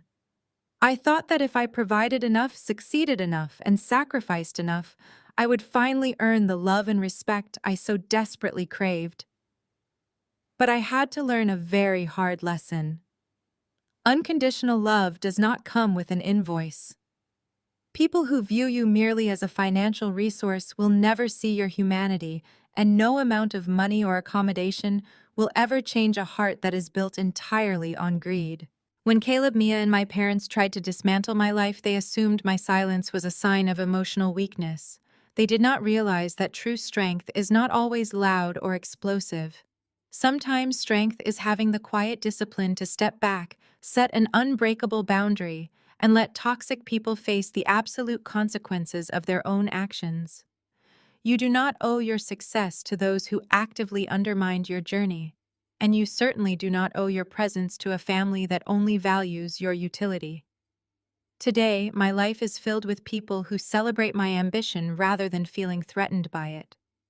The family I consciously chose is infinitely more beautiful than the one I was born into, because it is built on mutual respect, not manipulation. Share your stories of setting firm boundaries and finding your true chosen family in the comments below. Please hit the like button and subscribe to my channel for more stories of resilient strength and the beautiful reality of building a life completely on your own terms. Your peace of mind is always worth protecting.